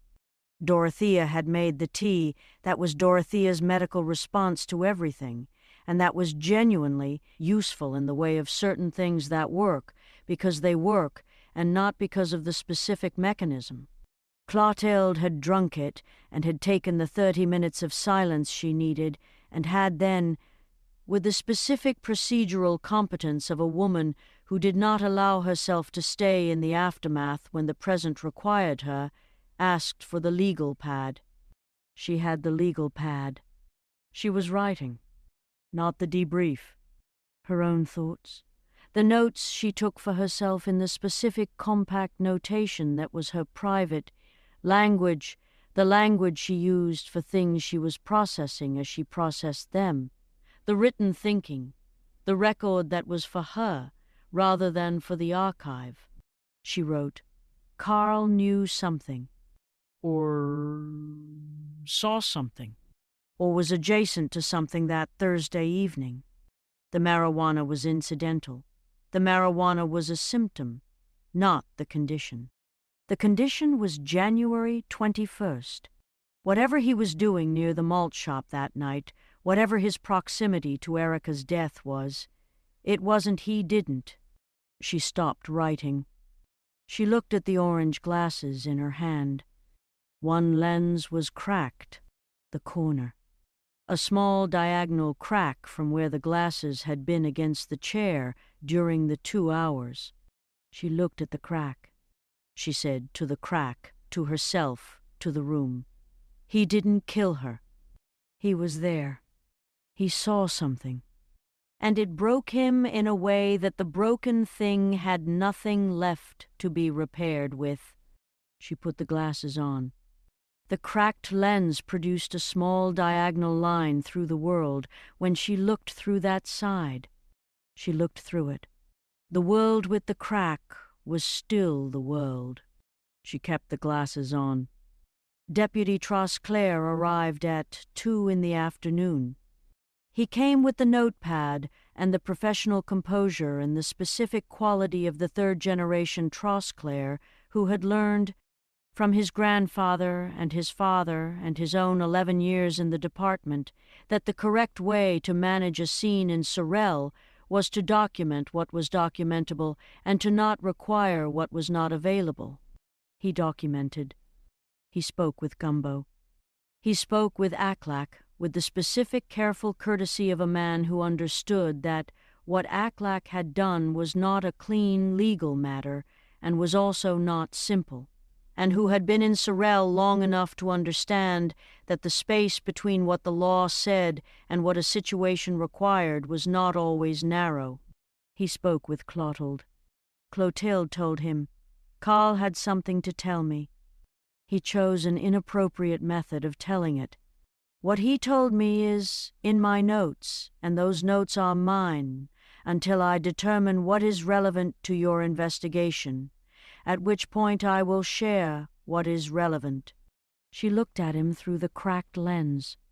"What I can tell you is that Carl had knowledge of the Thursday evening of January 21st. He did not directly harm Erica. I believe he witnessed something or was adjacent to something. I believe he carried that knowledge in the specific way of someone who was not equipped to carry it and whose management systems failed under the weight." Deputy Trosclair wrote this down. He said, "Was he connected to Erica's death?" "Adjacent," Clotilde said. "Not the origin. There is an origin, and it is not Carl." He wrote, "Adjacent, not origin." He wrote, "Real origin TBD." He said, "The name from the rosary." Clotilde said, "Yes." He said, "I've been looking into that name." The foundation connection. He looked at his notepad. "This person is not who I expected when I started looking. They are—" He paused. "They are in a position that makes direct investigation complicated." "How complicated?" Clotilde said. "The kind of complicated," he said, "where I need to build a complete and specific picture before I take any formal action, because a formal action taken before the picture is complete will produce a result that is not the result I need." Clotilde looked at him through the cracked lens. She said, "Then build the picture." "Yes," he said. He looked at his notepad. He said, "I need to ask you something that is going to sound off the expected track." "Ask," she said. "The name on the rosary. Have you heard that name before?" "Not in connection with the foundation. In another context. Specifically in connection with the barn." Clotilde went very still. Not the levitation still. The other still. The still of someone who has just been handed the piece they have been missing and who is holding it carefully while they understand what it fits. She said, "What do you know about the barn?" "Not much," he said. "There are references in older records, parish records, not sheriff records, to a structure on the convent property described as the secondary outbuilding or the barn. The property maps don't show it. The current records don't reference it. But the older records 1087 and earlier mention it in a context that I can't fully interpret, but that feels relevant to what I'm looking at." He paused. "You know what I'm talking about." "Yes," she said. "You're not going to tell me today." "No," she said. "Not today. Not because I'm withholding from your investigation. Because the barn is connected to things that require preparation, before they are told." She looked at the cracked lens and the diagonal line through the world. "I'll tell you, when I've spoken to Gumbo, when we've understood what the connection means." He accepted this. He had been in Sorel long enough. He closed his notepad. He said, One more thing. I'm going to keep what happened here today, what ALMANAC did, in the specific category of response to immediate threat. I need it to stay there. I need the paperwork to say what I need it to say for the purposes of a situation I am managing, and the situation I am managing is bigger than what happened in the back room today, and the back room today is not the thing I'm building a picture toward. He looked at ALMANAC, who had come into the doorway during this. You understand what I'm asking? ALMANAC said, yes. Good, Deputy Trosclair said. He put the notepad in his jacket. He said to the room, to no one specifically, the picture is getting clearer. I don't like what I can see in it, but it's clearer. He left. Ralph's shoe monologue arrived the following morning, which was the Friday after everything, which had the specific quality of the morning after a contained catastrophe, a morning that is ordinary because the ordinary is what the extraordinary deposits you into when it's done, and which the body receives with the specific complicated gratitude of someone who is relieved to be in the ordinary and also not certain the ordinary is adequate to what has just happened. Ralph delivered the monologue at 7:41, which was the specific time that suggested it had been in preparation for longer than the morning and had been waiting for the right meteorology of the kitchen's collective attention. He said, men's shoes, the 1920s? I want to talk about men's shoes in the 1920s because the men's shoes of the 1920s are a record of a specific 10-year period's relationship with aspiration, prosperity, catastrophe, and the specific American belief that the foot could be made to mean something beyond its function, that a well-shod foot was evidence of a well-ordered life, and that the ordering of the life could be commenced at the floor and worked upward from there. The primary shoes of the 1920s, and I want to be specific because specific is the only way the subject makes sense, were as follows. First, the Oxford. The Oxford in the 1920s was the shoe of a man who understood that his most important quality was dependability, who wished to communicate through his footwear that he arrived on time and left appropriately and did not make scenes, and who had chosen a shoe that made this argument on his behalf from the moment he crossed the threshold. The Oxford was the shoe of the man who was already there when you arrived at the party and was still there when you checked again and would be there when you left, not because he was fascinating, but because he was present. The Oxford was, in the vocabulary of footwear, the word reliable rendered in leather and a double knot. Second, the two-tone wingtip. The two-tone wingtip was the Oxford's more extravagant cousin, the Oxford that had been to a party at Studio No. Studio 54 would not exist for 50 years. But the two-tone wingtip was the shoe that Studio 54 would have required as a prerequisite if Studio 54 had existed in the 1920s, because the two-tone wingtip said, I am a dependable man who is also considered joy. I have looked at the world and found that reliability alone does not fill the evening, and I have introduced a contrasting color to the toe cap to indicate that I am available for joy alongside the reliability. The two-tone wingtip was worn to jazz clubs and to the kinds of parties that were happening in 1926 before the parties started wearing different faces in 1930. And the men who wore it were men who had found the specific balance between solidity and delight that the pre-crash era made briefly available and that the post-crash era rendered aspirational. Third, the spectator shoe.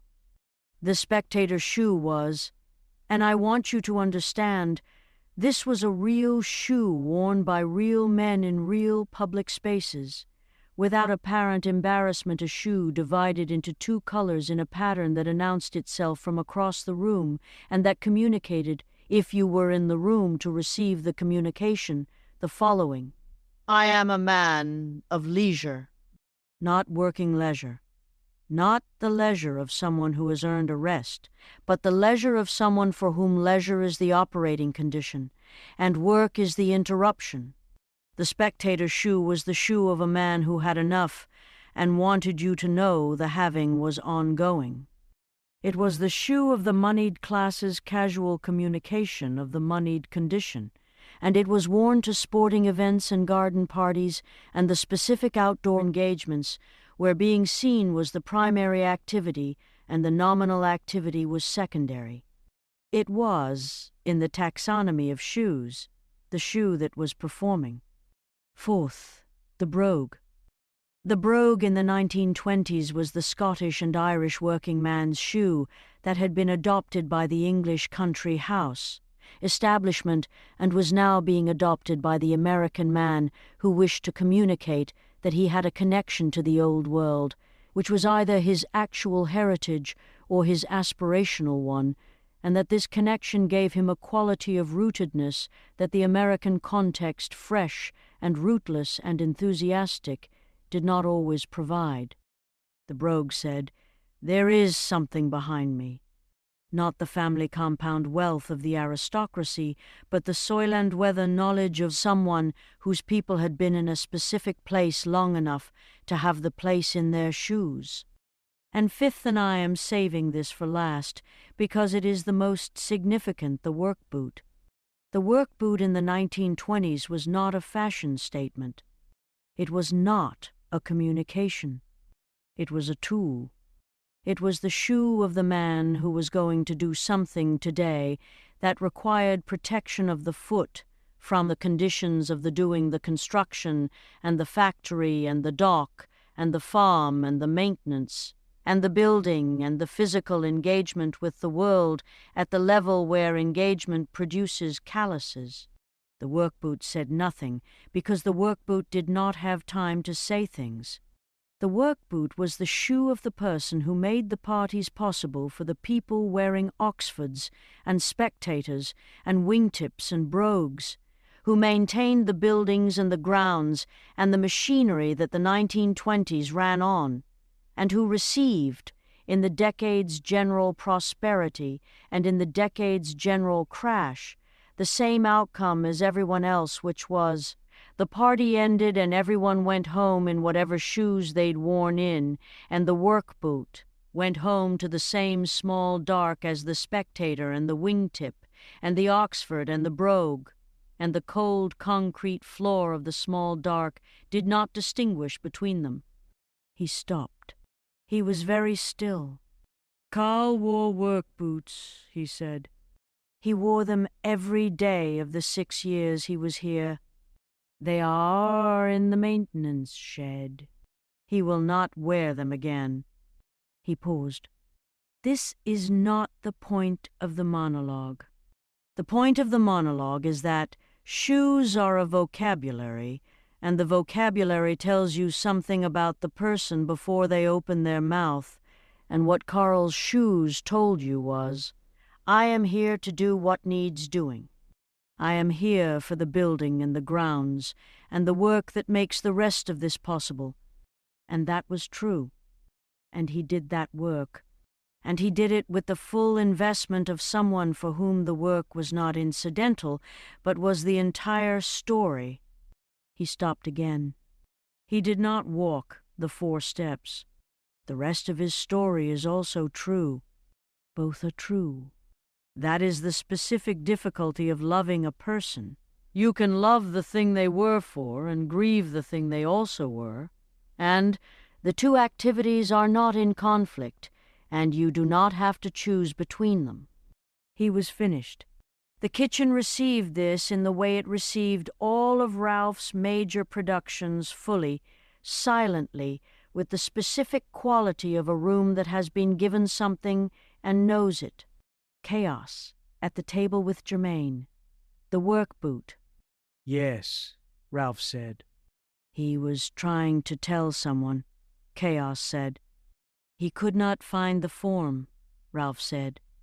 "Some people have the form." Some people have the work boot and nothing else. The work boot is not equipped for what needs telling. That is not the work boot's failure.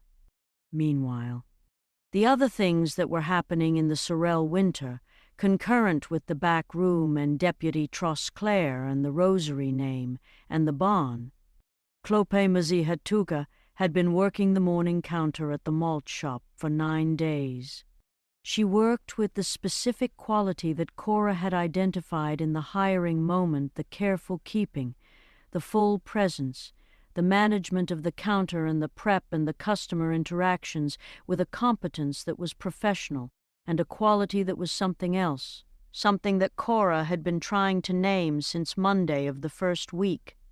The quality was the quality of a person who was observing everything. Not the calculating watching that Gumbo described when distinguishing the attending from the assessing the other kind, the full attending, the seeing without agenda, the specific quality of a person who had been sent to look at something and was looking at it with the full instrument of themselves. She observed the malt shop. She observed Cora writing in the notebook, shaking the tambourine, making the music that was coming out of her with the urgency of things too long contained. She observed Sean, who came in at noon on the days he wasn't working at the legal consulting thing he had been building since the reconstruction, who ate the lunch Cora made for him without being asked, who looked at Clope Mazihatuga on the 4th day with the specific look of a person trying to figure out something they don't have enough information to figure out yet. She observed the street through the malt shop window. She observed the unmarked van. It had come back. The same van, the specific absence of markings, the hula girl on the dashboard doing her eternal sideways samba in the window, the tinted glass. It was parked on the Thursday of her first week, which was 2 weeks after Erica's death, which was the same day Deputy Trosclair had come with his notepad. She had photographed it from the malt shop window without appearing to photograph it, which was a skill in the inventory of a person who had been sent to Sorel to carry something between 2 states and who understood that the carrying required a certain invisibility of method.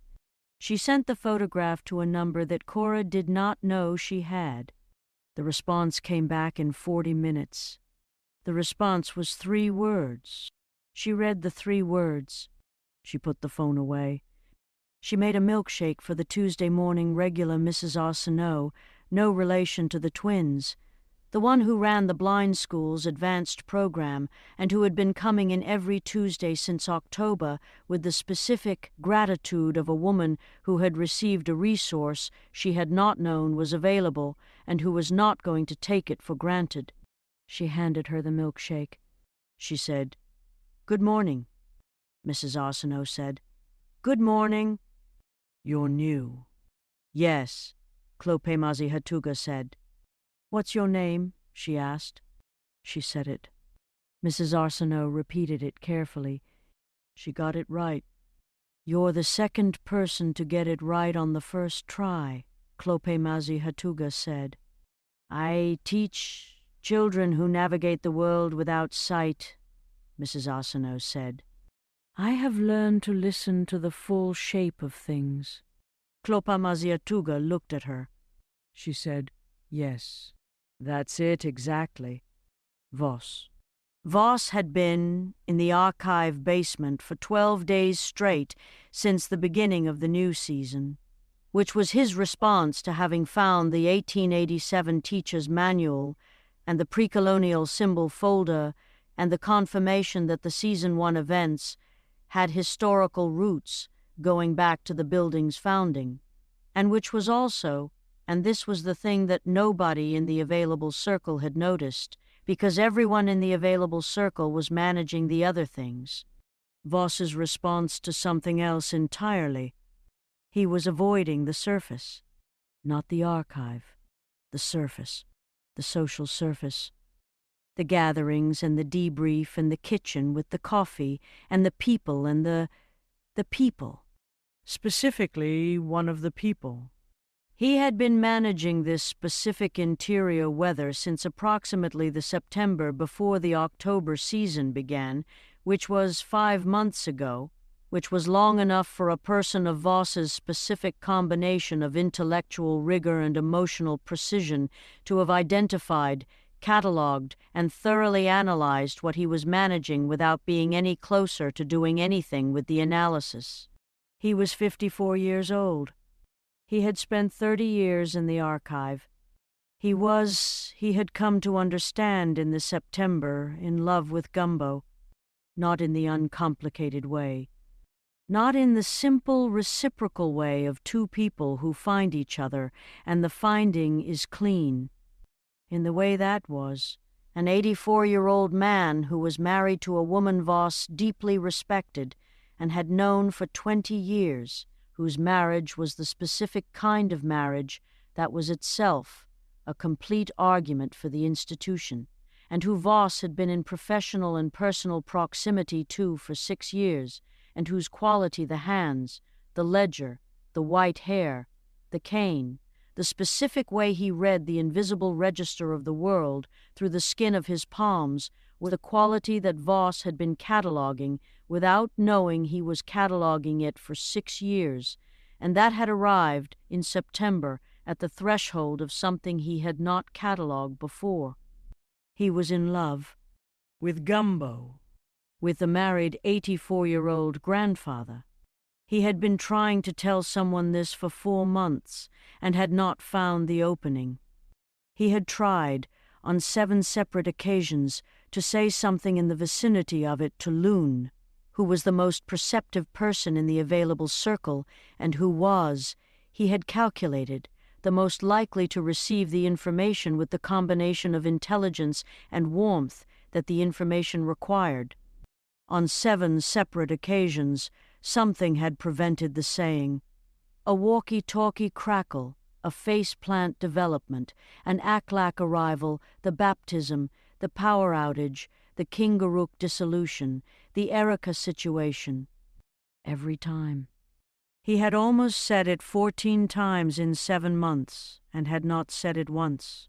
He was in the archive, surrounded by documents, processing the historical record of a convent and its adjacent town, and the supernatural events of 139 years, and he could not find the opening to say, I am 54 years old and I have spent 30 years in this archive, and I find that I am gay, and that this revelation has arrived in the form of being in love with an 84-year-old married man, and I don't know what to do with any of it.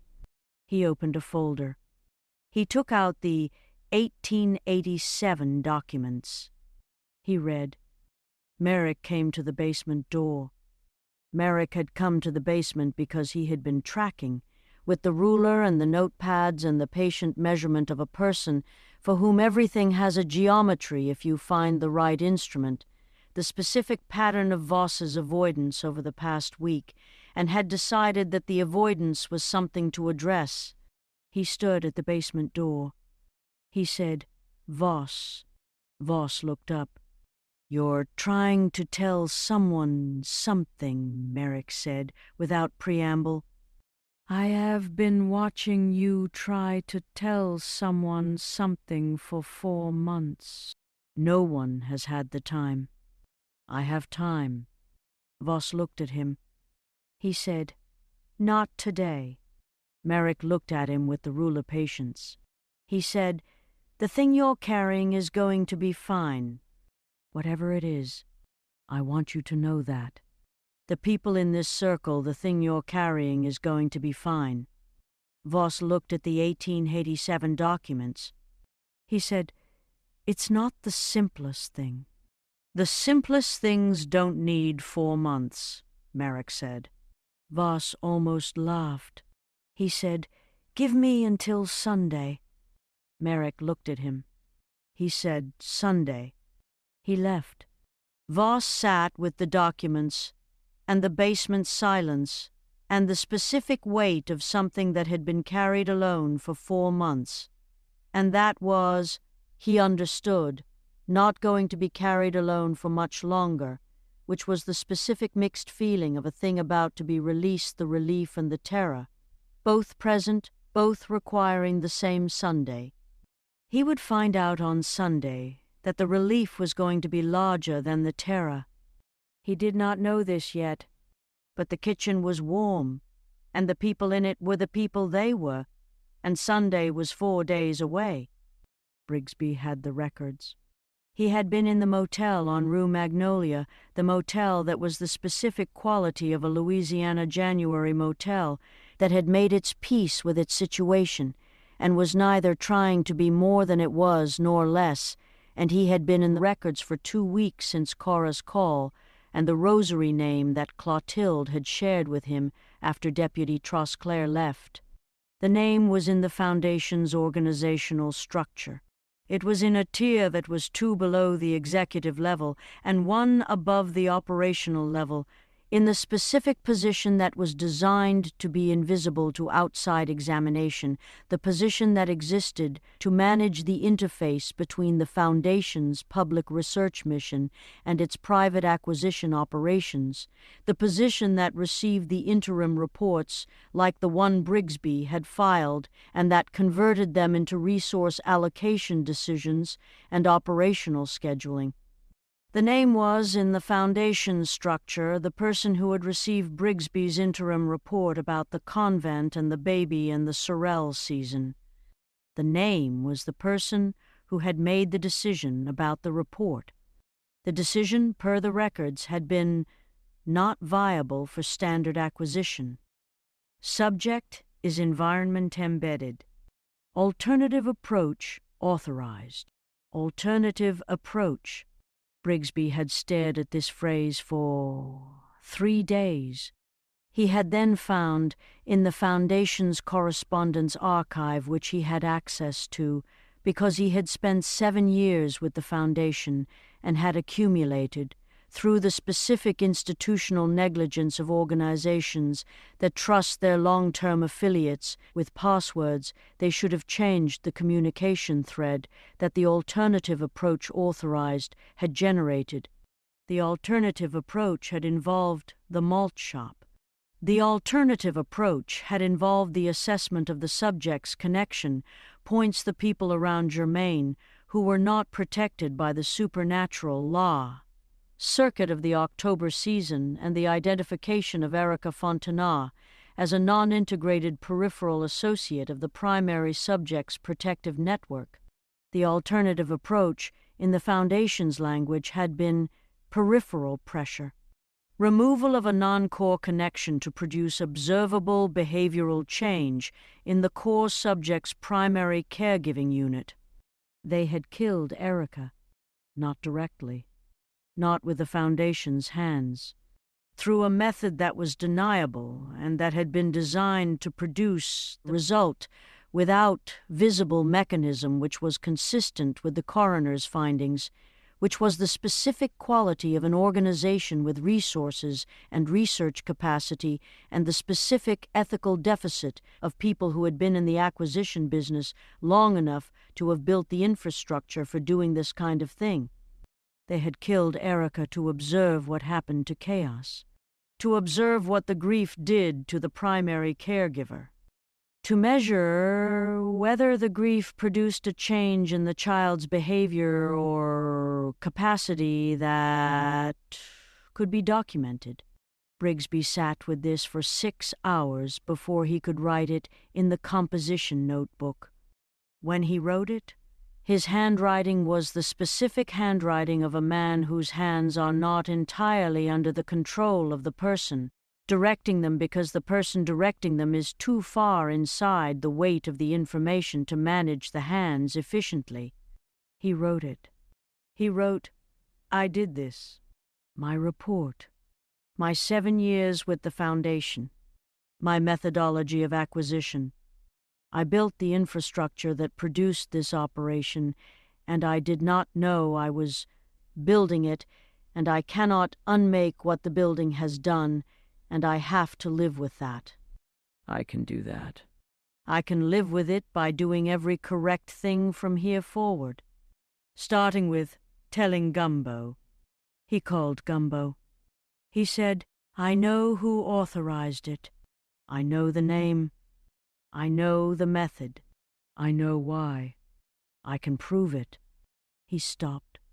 "I need to tell you in person." Gumbo said, "Come now." He came now. What Gumbo read from the Foundation's correspondence archive, what Brigsby brought to the kitchen table on Friday evening after the back room and the Carl situation and Deputy Trosclaire's visit, what the records showed, laid out in the specific cold language of an organization that had been doing this long enough to have developed euphemisms for each stage. Non-integrated peripheral associate, Erica Fontenot. Method, ambient termination, mechanism undetectable by standard forensic protocol. Authorization, R. Tamber, Deputy Director, Special Research Operations. R. Tamber. Not Tamber, the distant Foundation executive that Brigsby had been filing reports to. Not the Foundation's public face or its public research arm.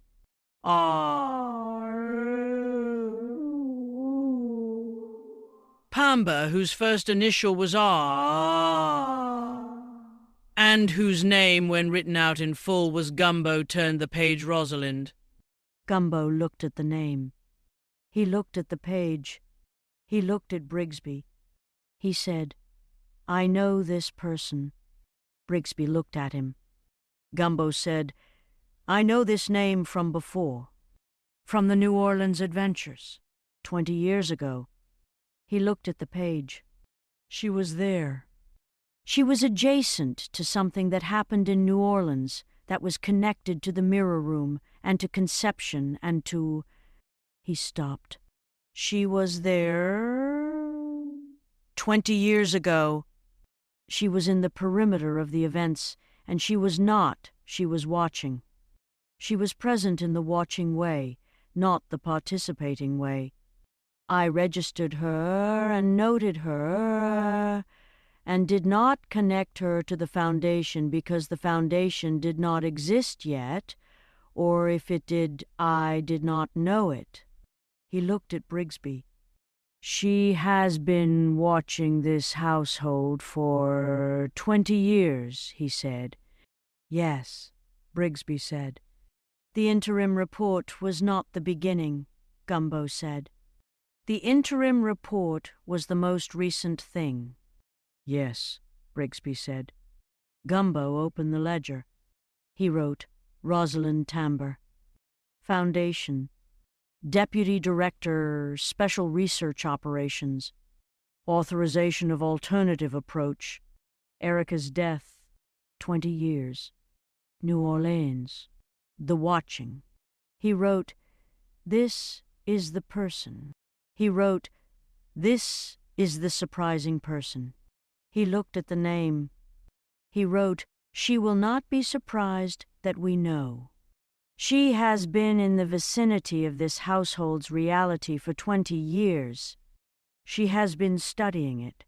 She authorized the Erica approach not from desperation but from knowledge. She knew what she was doing, and she did it with the full information of someone who has been watching for 20 years and who understood precisely what removing Erica would do and what it wouldn't do, and what the observable result would be.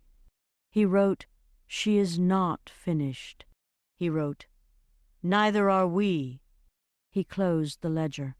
He looked at Brigsby across the kitchen table. He said, You stay in Sorrel. Yes, Brigsby said. The composition notebook. The records. All of it. Yes. The Foundation doesn't know you've turned. Brigsby thought about this. No, he said. I filed one interim report. I've been inactive since. They won't have acted on the knowledge that I've changed positions. They don't monitor inactive affiliates closely. Good, Gumbo said. You're going to be useful in a way you haven't been yet. Yes, Brigsby said.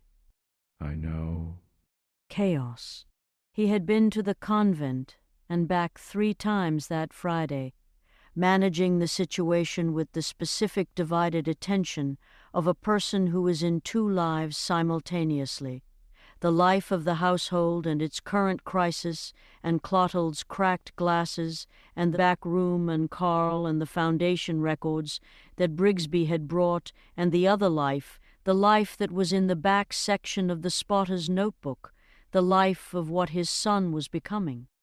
On the Friday evening, after Brigsby left, after Gumbo closed the ledger, Chaos sat on the porch of the small blue house in the January cold with Germaine in the carrier and said to his son, "I need to tell Grandpa Gumbo." Germaine looked at him. I know, Chaos said. "I know he needs to know." I was waiting for the right time, and the right time id. He looked at the street. It's not tonight. Tonight has been a lot, but soon.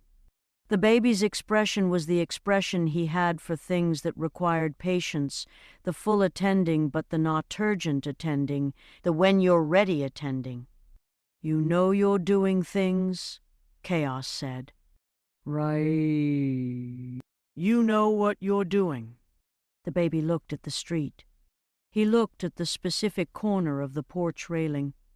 He made the smallest gesture, the fingertip gesture, the almost motion, and the corner of the porch railing's loose screw, the one that Carl had been meaning to tighten for 3 months and had never gotten to, turned itself 3 rotations and seated itself in the wood with the specific satisfaction of a thing that has been loose for too long and has finally found its correct position, tightened.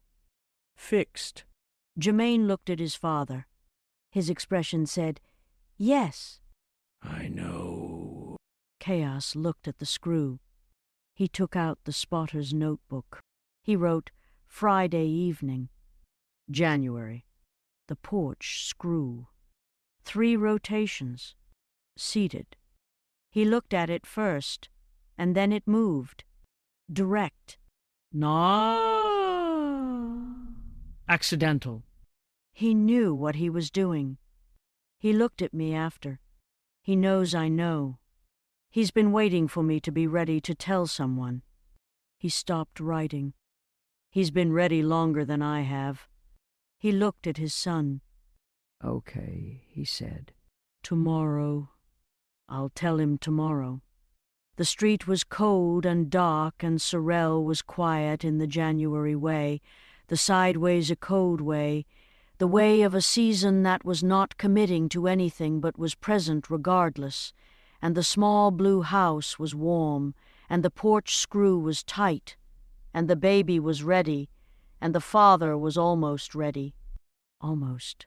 Tomorrow. End of Chapter 2, Series 2. Next. Chapter 3, Sunday arrives, and with it Voss's disclosure in the kitchen, which Ralph will have opinions about and which everyone will have the time for now, which will be its own relief. Clape Mazi Hatuga reveals to Cora what the 3 words meant. Chaos tells Gumbo about the back section of the notebook and the porch screw, and all of it, the barn, what it is and what it contains, and what Clotilde has been keeping from the record, is opened for the first time in 40 years, and Deputy Trosclair begins the long, slow build of what he is going to need to hold Rosalind Tamber accountable, which will not be fast, and will not be clean, and will require everything the Circle has. The Alabaster Almanac Series 2, Chapter 2. The cracked lens is still in the orange glasses. Clotilde has not replaced them. She looks through the diagonal line and finds it provides, as an accidental instrument, a useful additional perspective on the world. The work boots are in the maintenance shed. Nobody has moved them. The paper dolls are still on the workbench.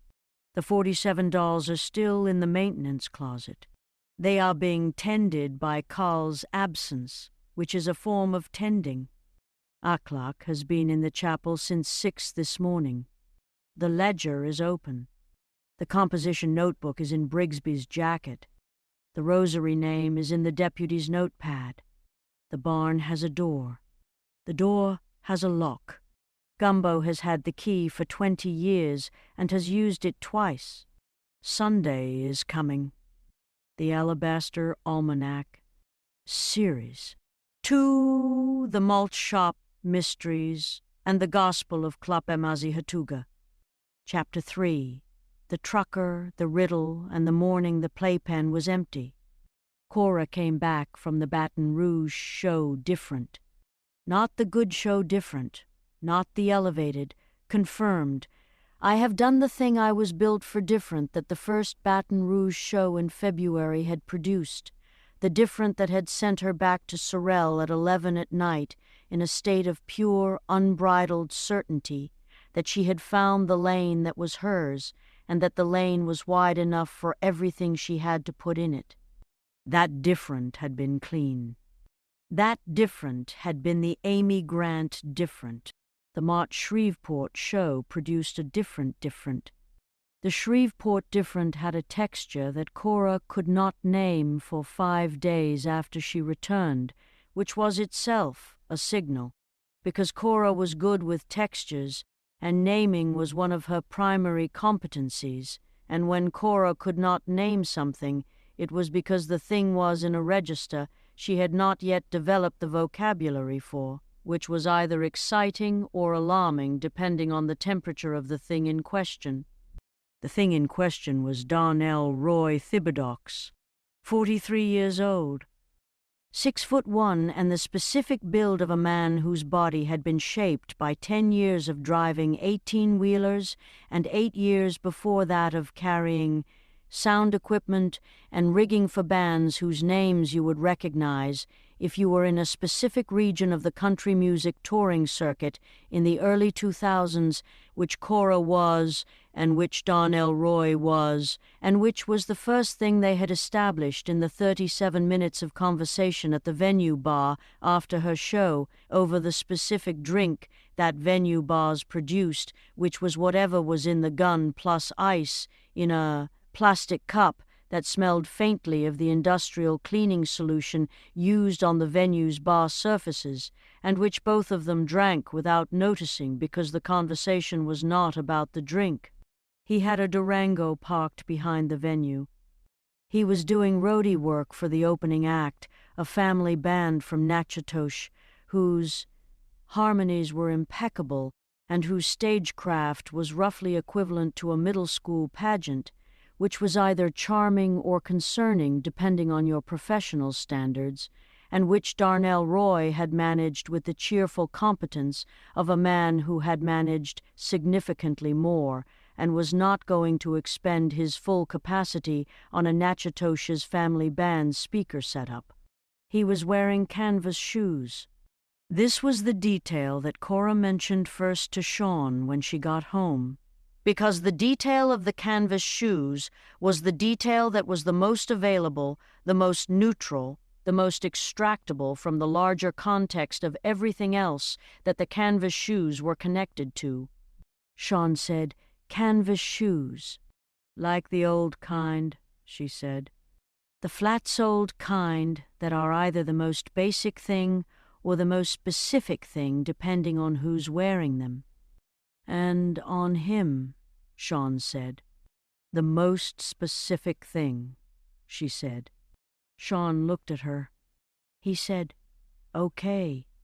He said okay in the voice that was the specific voice he had developed in 18 months of marriage to Cora, which was the voice that said, "I am receiving this information, and I am going to sit with it, and I am going to trust you, and I am going to also acknowledge that I have the feeling I have about the information, which is that the feeling is not comfortable, but I am going to sit with all of these simultaneously and not perform any of them because performing is not the relationship I am in." He said, "Okay." He made coffee. Cora took the tambourine off the stool. She looked at it. She put it back. Darnell Roy Thibodeaux texted the following morning. Not the romantic opening gambit text, not the structured seduction of a man who knew how to move through the opening of a thing with practiced efficiency. The text of someone who had been thinking about what he wanted to say and had landed on, "You should play Fisherman's Wharf." Not the one in San Francisco. The one in Coconut Grove. "I know the booker. She would love you." Cora read this text at 5:45 in the morning behind the Malt shop register. She read it twice. She wrote back, "How do you know what I sound like?" He wrote, "I was at the back of the room." The whole set. She looked at the text. She looked at the sign. "The Lord provides, but you've still got to make the shake yourself." She wrote, "Tell me about the Coconut Grove booker." This was the beginning.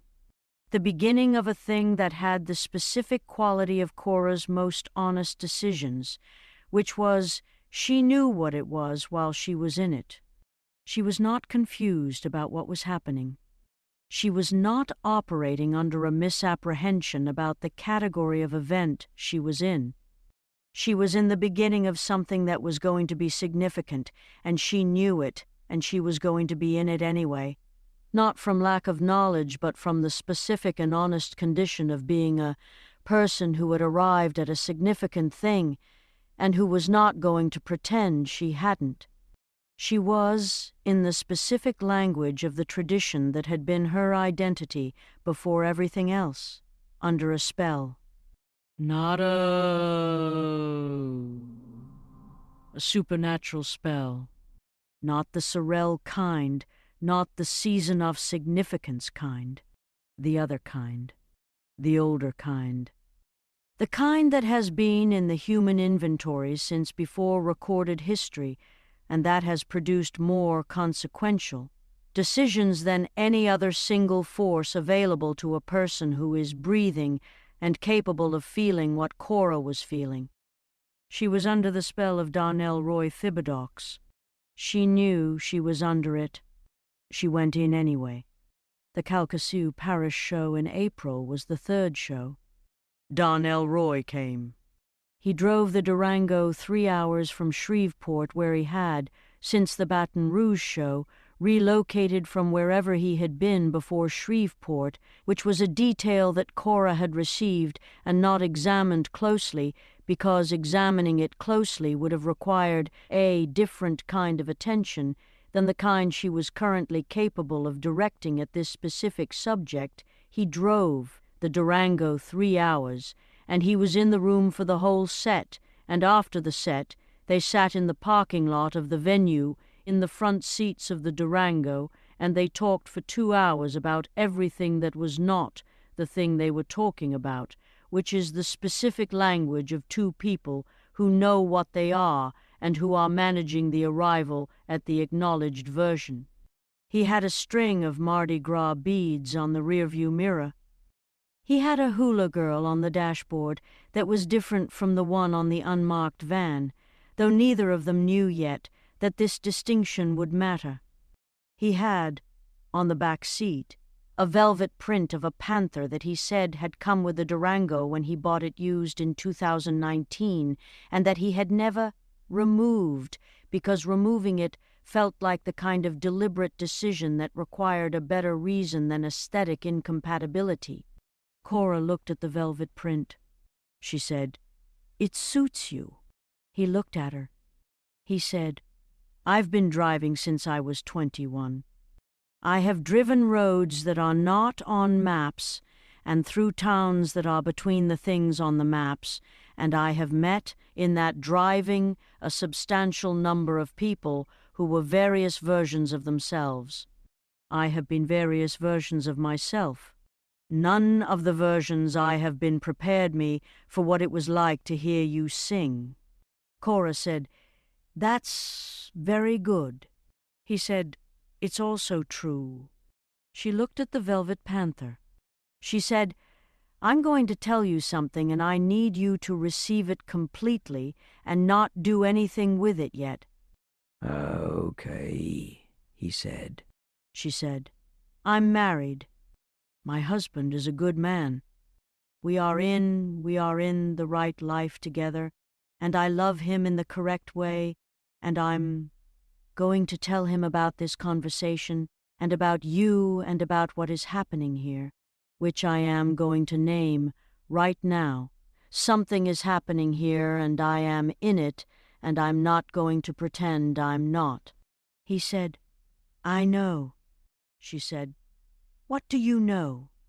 I know something is happening. He said, I know you're married. I know you're going to tell him. I know I have been driving for 22 years, and I have never driven 3 hours for a parking lot conversation, and I drove 3 hours. He looked at the Mardi Gras beads. I have not been particularly careful with my life.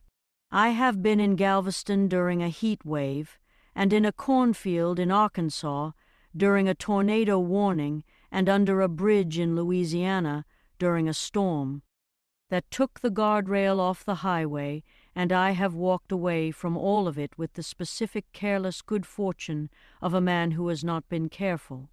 He looked at her. I want to be careful with this. She looked at him.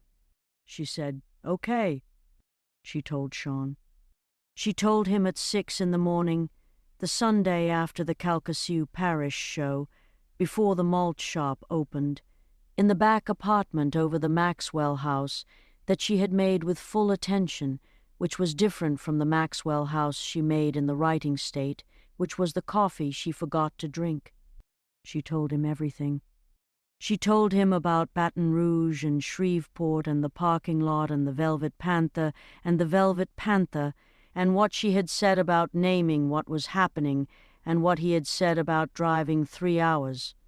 She told him without the managed version, without the edited version, without any of the available presentation strategies that would have made it easier to hear and therefore less honest to receive. She told him the truth. Sean listened.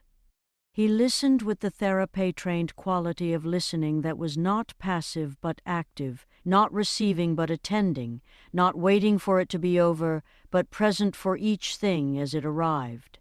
When she finished, he said nothing for a long time. He said, I need to not be here right now. She said, Okay. He said, I'm not leaving. I'm not going anywhere permanently. I need to not be here right now in the sense of this room, this morning, this conversation. Okay, she said. He stood up. He put on the jacket that was on the chair. He went out the back. He walked to the convent. It was 6:40 in the morning.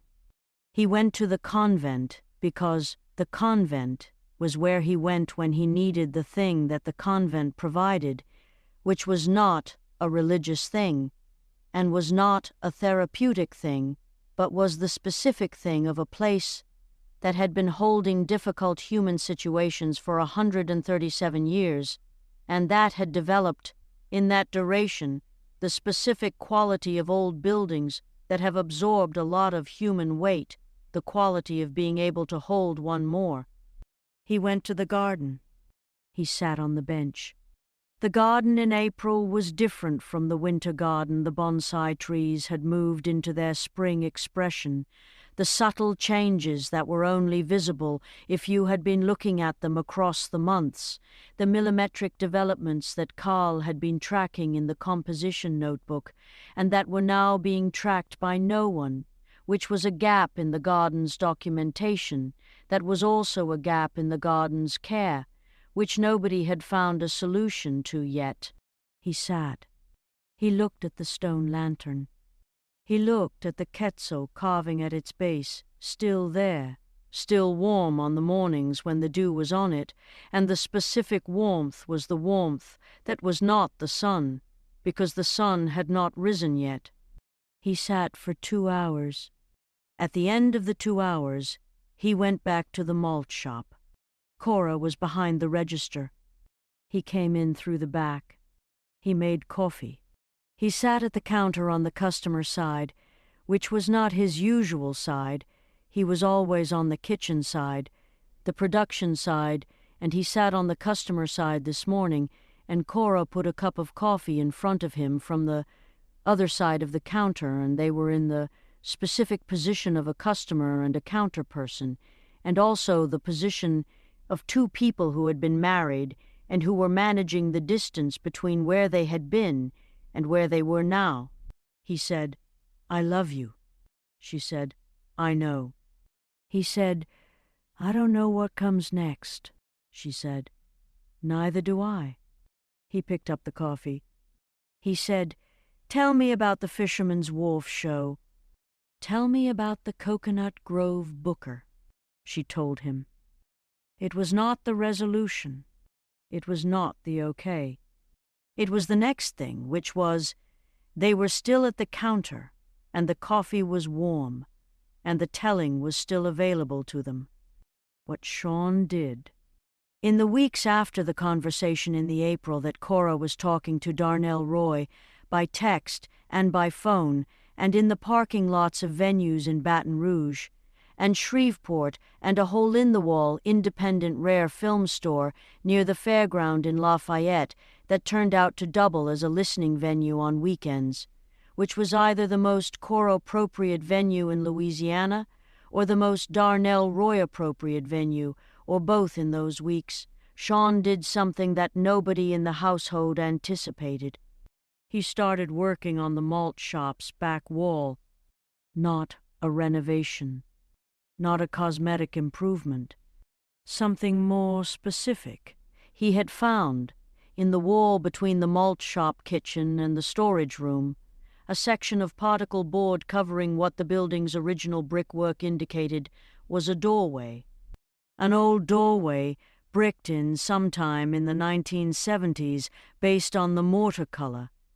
A doorway that went, if you followed the building's geometry, into an adjacent space that was on the property deed, but that had no current access point. He had found this by accident. He had been reorganizing the storage room, which was his version of the 2-hour garden sit, the management of physical space as a proxy for the management of interior space, and the particle board had shifted when he moved a shelf, and behind the shelf and behind the particle board was the brick, and behind the brick was, he became increasingly certain, the space. He started removing the particle board. He did this in the mornings, before Klapemazi Hatuga arrived for her shift, in the quiet of the malt shop before 7, with the specific focused energy of a man who had found a project that required his hands and his mind simultaneously, and that was not about Cora, and was not about Darnell Roy, and was not about the conversation at the counter, and was therefore exactly the project he needed. He worked for 3 weeks. He uncovered the old doorway. He removed the brick carefully, systematically, in the manner of someone who had been a lawyer and who brought to demolition the specific procedural thoroughness of someone who had been trained to do things in the right order with the right documentation. He opened the wall. Behind the wall was a room. The room had not been in the building's current documentation. It was approximately 8 by 12 feet. It had a wooden floor that was in better condition than the surrounding space, which suggested it had been sealed before it could deteriorate. It had, along the south wall, a built-in shelf system that was empty except for 3 items.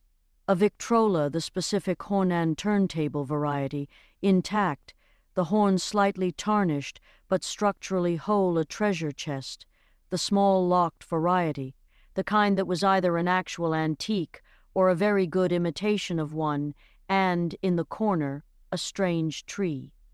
Not a potted plant. A tree.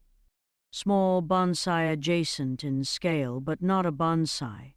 A tree that had been growing in this sealed room, in the dark, for however long the room had been sealed, and that had grown in the specific way of things that grow without light, toward the ceiling, thin, reaching, pale in the bark and the leaves in the specific pale of something that has been growing without the sun's knowledge. The tree was alive. Sean stood in the doorway of the sealed room and looked at the living tree that had been growing in the dark, and he thought, this is either a metaphor or a mystery, and in Sorel, those are frequently the same thing. He went to get Gumbo. Gumbo came with the ledger. He stood in the doorway of the sealed room. He looked at the Victrola. He looked at the treasure chest. He looked at the strange tree. He said, I need Aklak. Aklak came. He stood in the doorway. He looked at the tree. He reached into his jacket and took out the carving he had been working on since Carl's death, the third carving, the one he had not yet named, but that the wood had been showing him over the past 2 months in the wax-on wax-off process, the finding of the thing already in the material. He held the carving near the tree, the carving which was, they could see now, a tree form, a branching upward form, the specific shape of something reaching, without the sun's assistance. The carving and the strange pale tree were in the same frequency.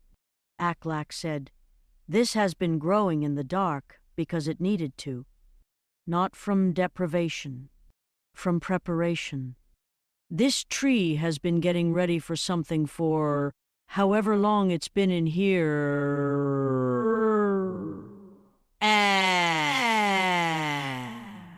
Gumbo looked at the treasure chest.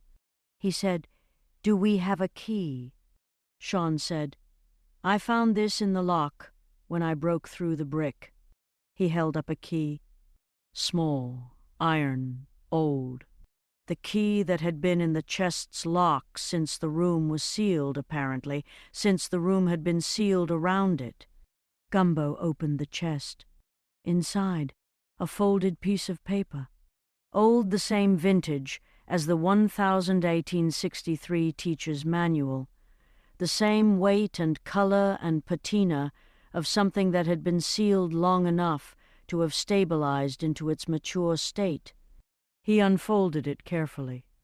He read it. He wrote in the ledger, standing in the doorway of the sealed room under the malt shop, in April. The paper, not the manual's tradition. Oda. The characters are the same family as the pre-colonial symbol folder. I cannot read this fully, but I can read 2 things. A name not a name I recognize, and a date. The date is this spring. He looked at the tree. He looked at Aklak. He said, we leave it as it is. The room stays open. The tree stays where it is. We document and we wait. What are we waiting for? Sean said. Gumbo looked at the tree. He said, whatever the tree has been preparing for. But we need to go back 2 weeks to the thing that had been happening in the small blue house, which was Germaine talking. The first time was on a Tuesday morning in late March, which was the morning after the Calcasieu Parish show, which was 6 weeks after Klapamadzi Hatuga had started at the malt shop, and which was, as Chaos was increasingly understanding, the kind of coincidence that Sorel did not produce accidentally. Chaos had been in the kitchen making the oatmeal. He had heard, from the living room, a sound. Not the whom, not the yeah, not the laugh. A voice, a man's voice. Not a baby's voice, not the high, thin, not yet formed quality of an infant's vocalization. A voice with depth and resonance and the specific quality of something that had arrived with its full physical apparatus. The voice of a person who had been using a voice for a long time and knew what the voice was for. A man's voice. In the living room, where Germaine was. Chaos went to the living room the way he had gone to the living room in December when the spoon had moved, with the specific trepidation of a person who has been accumulating evidence of the extraordinary and who has a reasonably accurate prediction of what they are about to find and who is not ready for it, regardless. Germain was in the playpen. He was wearing the onesie with the small dinosaurs on it. He was looking at Chaos with the full-face attention. He said, in the voice that was not a baby's voice, "What the pale tree knows, the keeper does not. What the keeper carries, the pale tree grows from. When the water meets the word and the word goes dark, the keeper and the tree will find the common root." Chaos stood in the doorway. He stood there for what felt like a long time. He said, "Say that again." Germain looked at him. He said, in the same voice, with the same depth and resonance, and the same absence of any physical quality of a 14-week-old infant, producing this, "The riddle is the same riddle it has always been. You know the beginning. The end requires the meeting." Then he made the whom sound. The regular whom. The 14-week-old whom. The inventory standard That was the normal vocalization of a baby in a dinosaur onesie at 9 in the morning. Chaos looked at his son. He said, "Okay." He went back to the kitchen. He turned off the oatmeal. He sat on the kitchen floor. He stayed there for 20 minutes. Then he took out the spotter's notebook. He wrote, March 29th. First time. The voice. The riddle.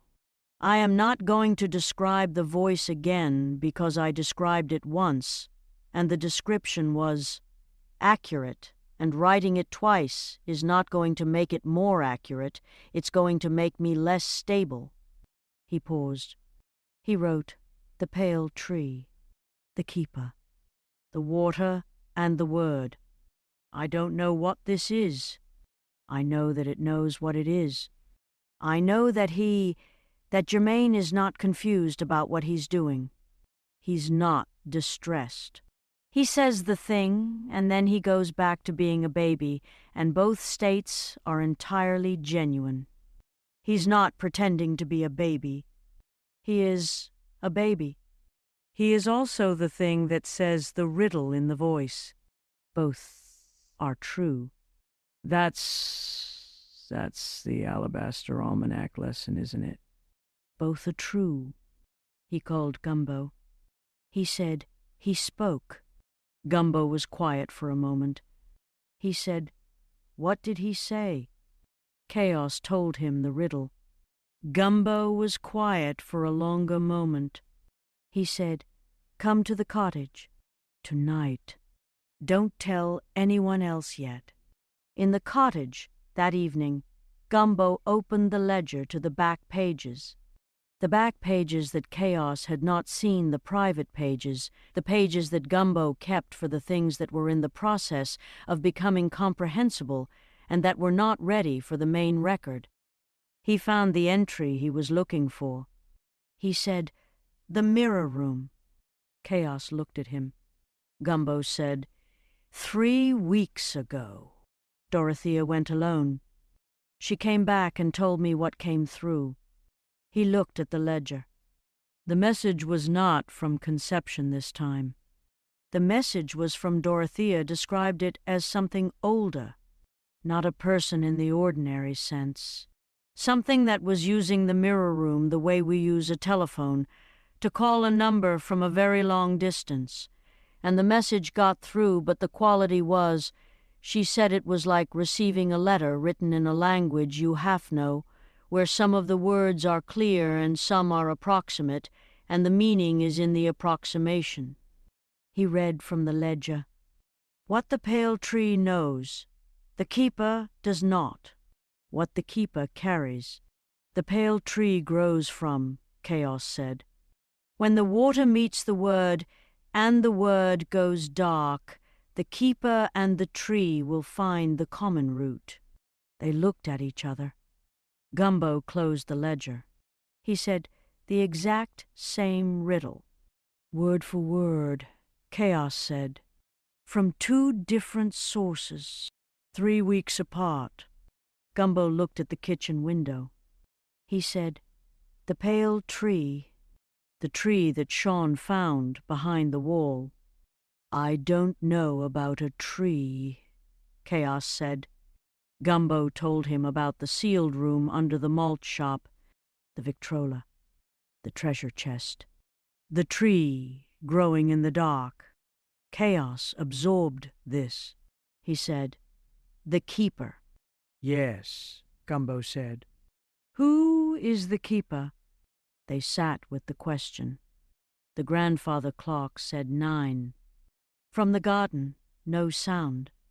The April garden at 9 in the evening, the stone lanterns amber, the quetzal carving at its base. Chaos said, "Clope mazi hatuga." Gumbo looked at him. "Her name," Chaos said. What Ralph said her name meant. The one who carries the message between two states of being. The carrier. The messenger. He looked at the window. The keeper and the messenger are they different things? Or is keeper what she is when she's not carrying? Is the keeper the resting state? Gumbo wrote in the ledger. He wrote, "Pale tree, malt shop sealed room. Keeper, possibly Clope mazi hatuga." The riddle's meeting point, the water and the word. The water and the word was the baptism, was the font, was Halapatanasha in the water. He stopped writing. Is the riddle about the next thing? The thing after the hinge? The thing the Kirosi child does after the first act? He wrote, "Is there a second act?" The stigmata. It happened to Clodold on a Thursday afternoon in April, which was the same Thursday that Cora took a phone call from Darnell Roy at 3 in the afternoon, and that the malt shop was closed for an hour after that, call while Cora sat in the storage room with the sealed room door open and the pale tree visible through the doorway and the tambourine in her lap, not shaking. Clotilde was at the call center. She was in her office, reviewing the weekly call logs, which was the administrative task she did every Thursday at 2, which was the most routine and predictable item in her weekly operational schedule, which was one of the reasons she always scheduled the most routine items for the same slot, because the predictable thing in a predictable slot was the item least likely to be interrupted by the extraordinary, and the extraordinary tended to know this and to interrupt anyway, but at least you could document the interruption as an exception rather than a pattern. The extraordinary did not interrupt this Thursday. What happened on this Thursday was not an interruption from outside. It was an arrival from inside. She was reading the logs. Her hands were on the desk. She looked at her hands. Her right hand had, on the palm, a small point of blood. Not a wound, not the result of anything she had touched or been touched by. A point of blood from inside the skin, from the specific location that a person who had spent 20 years in proximity to the Catholic tradition could identify without requiring instruction. The stigmata position. She looked at it. She said to a hand, "Absolutely not." She looked more carefully. It was not receding. It was not increasing. It was holding its position, the small point of blood at the center of the palm, not dramatic, not theatrical, not the full-scale passion play version. A point, a mark, the minimum viable expression of the phenomenon, as if whatever was producing it had done the calculation of what was necessary and had produced exactly that and not one drop more. She put a Band-Aid on it. She went back to the call logs. Her left hand produced a corresponding point of blood at 3:47. She looked at both hands. She put a second Band-Aid on the second hand. She finished the call logs. She called Gumbo. She said, "I have a thing to tell you." Gumbo said, "Come to the cottage." She came to the cottage at 5. She showed him her hands. He looked at the band-aids. He said, "How long?" "Since 2," she said. "Both hands." "They're not increasing. They're not painful." She looked at her palms. "They're not performing. That's the word I want. They're not performing. Whatever this is, it's not directed at an audience." "Who does the tradition say they're for?" Gumbo said. "The stigmata. In the tradition." Clotilde looked at him. She said, "The person who is about to go through something." "That's not quite right," Gumbo said. "I know," she said. "The person who is going through something on behalf of someone else. The person who is bearing. Who is the bearing instrument for something that is happening to someone else? Who is something happening to?" Gumbo said. They both said simultaneously the same name. Gumbo wrote it in the ledger.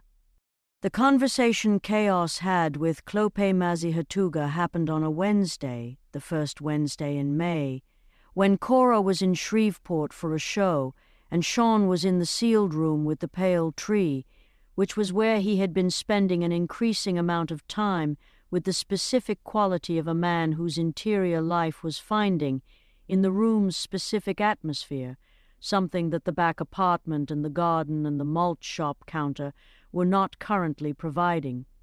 Chaos came to the malt shop at 8. Clope Mazihatuga was at the counter with the coffee maker and the specific morning management of the opening shift, and she looked up when Chaos came in with Germaine in the carrier with the look she had the cat eyes, the full attending the look that Chaos had been aware of for 3 months and that he had been deciding how to address. He said, "I need to ask you something," she said. "About the baby." "About babysitting," he said. "I need to go to the university." The records library. Brigsby found a reference in the Foundation's archive to a document that's in the university's special collections and that can't be removed, and I need to look at it in person because it's not digitized and Gumbo can't make the trip and dong. "And you need someone with the baby," she said. "I need someone with the baby who—" He stopped. He looked at her. He said, "I need someone who understands what the baby is." She looked at him. She looked at Germaine. Germaine looked at her. She said, "He knows I know." "Yes," Chaos said. "He's been looking at me since my first shift," she said. "In the specific way." The same way he looks at the corner of his room. Chaos felt the specific cold that was not the cold of the air, but the overlay reading that said, "This is significant. This person is in the frequency. This person is known to the system you are in." He said, "Is it safe for you to be with him alone?" She looked at Germaine for a long moment. She said, "The riddle." Chaos went very still. She said, "You've heard the riddle. From him." "How do you know about the riddle?" he said. She looked at the counter. She said, "I have been carrying something." Not a message, the message. From before I arrived in Sorel. The message that the 2 states are approaching each other. That the keeper and the tree and the water and the word are approaching the meeting point. She looked at him. The Kairosi child's second act is not the same as the first. The first was a single moment, a laugh at the right time. Simple, complete. She looked at Germaine. The second is different. The second requires the keeper and the child to be in the same space for a period with the right conditions and for something to pass between them. Not a transfer or recognition. A mutual recognition. the way two tuning forks recognize each other. She paused. I was sent here because the meeting point is approaching. I have been waiting for you to bring him to me. Chaos looked at his son. His son was looking at Klopamaziatuga with the full-face attention and the expression that was the yes, that exactly expression. He said, "What happens during the period?" She said, "I don't know everything." "I know some of it. I know enough to be safe with him." She paused. "I know you'll want to verify this with Gumbo before you trust me with him." "Yes," he said. "Go verify it," she said. "Bring him back when you're ready." Gumbo's verification was the specific Gumbo verification, which was, he sat with it. He consulted the ledger. He consulted the kidney stone, which he removed from the velvet pouch for the first time since October, which transmitted in the Morse code palm vibration the specific answer to the specific question he was asking, which was, is she safe with the child? And the answer was, she is the specific container the child needs for the meeting point. She is not a danger. She is the condition. He told Chaos, "Take him Friday." Chaos said, "I'll be back by noon." He took him Friday. The Friday in May was the specific Friday that Cora was in Shreveport for the second Shreveport show, which was a different show from the March Shreveport show in the specific way that all second visits to places where something significant happened are different. You arrive knowing what happened last time, and the knowing changes the arriving. Don Elroy was there. He was always there now, which was either the romantic version of reliability or the worrying version of it, depending on how you looked at it, and Cora had been making the choice, deliberately and consciously, to look at it one way and to acknowledge that she was making the choice. After the show, the parking lot, the Durango, he said, "I want to show you where I live." She said, "You live in Shreveport." "Just outside," he said. "I have a piece of land 3 hours from Sorel.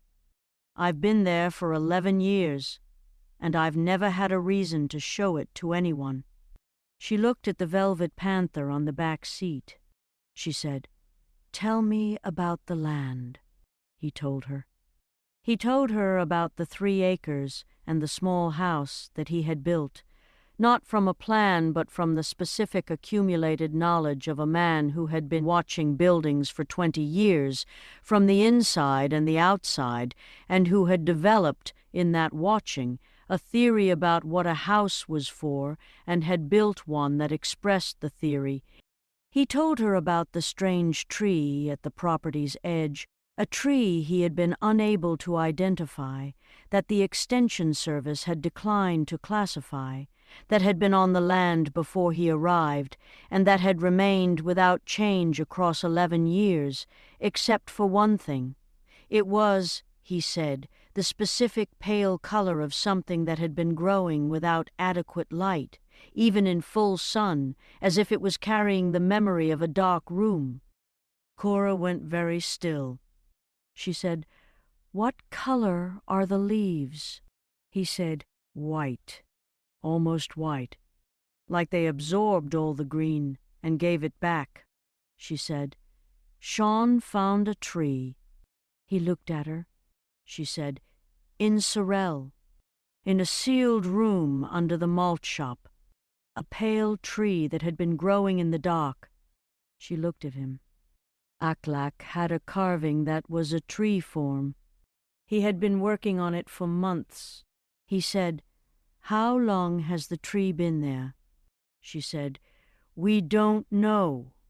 The room was sealed a long time. They sat in the Durango in the Shreveport parking lot. He said, "I think I need to come to Sorel." She said, "I think you do too."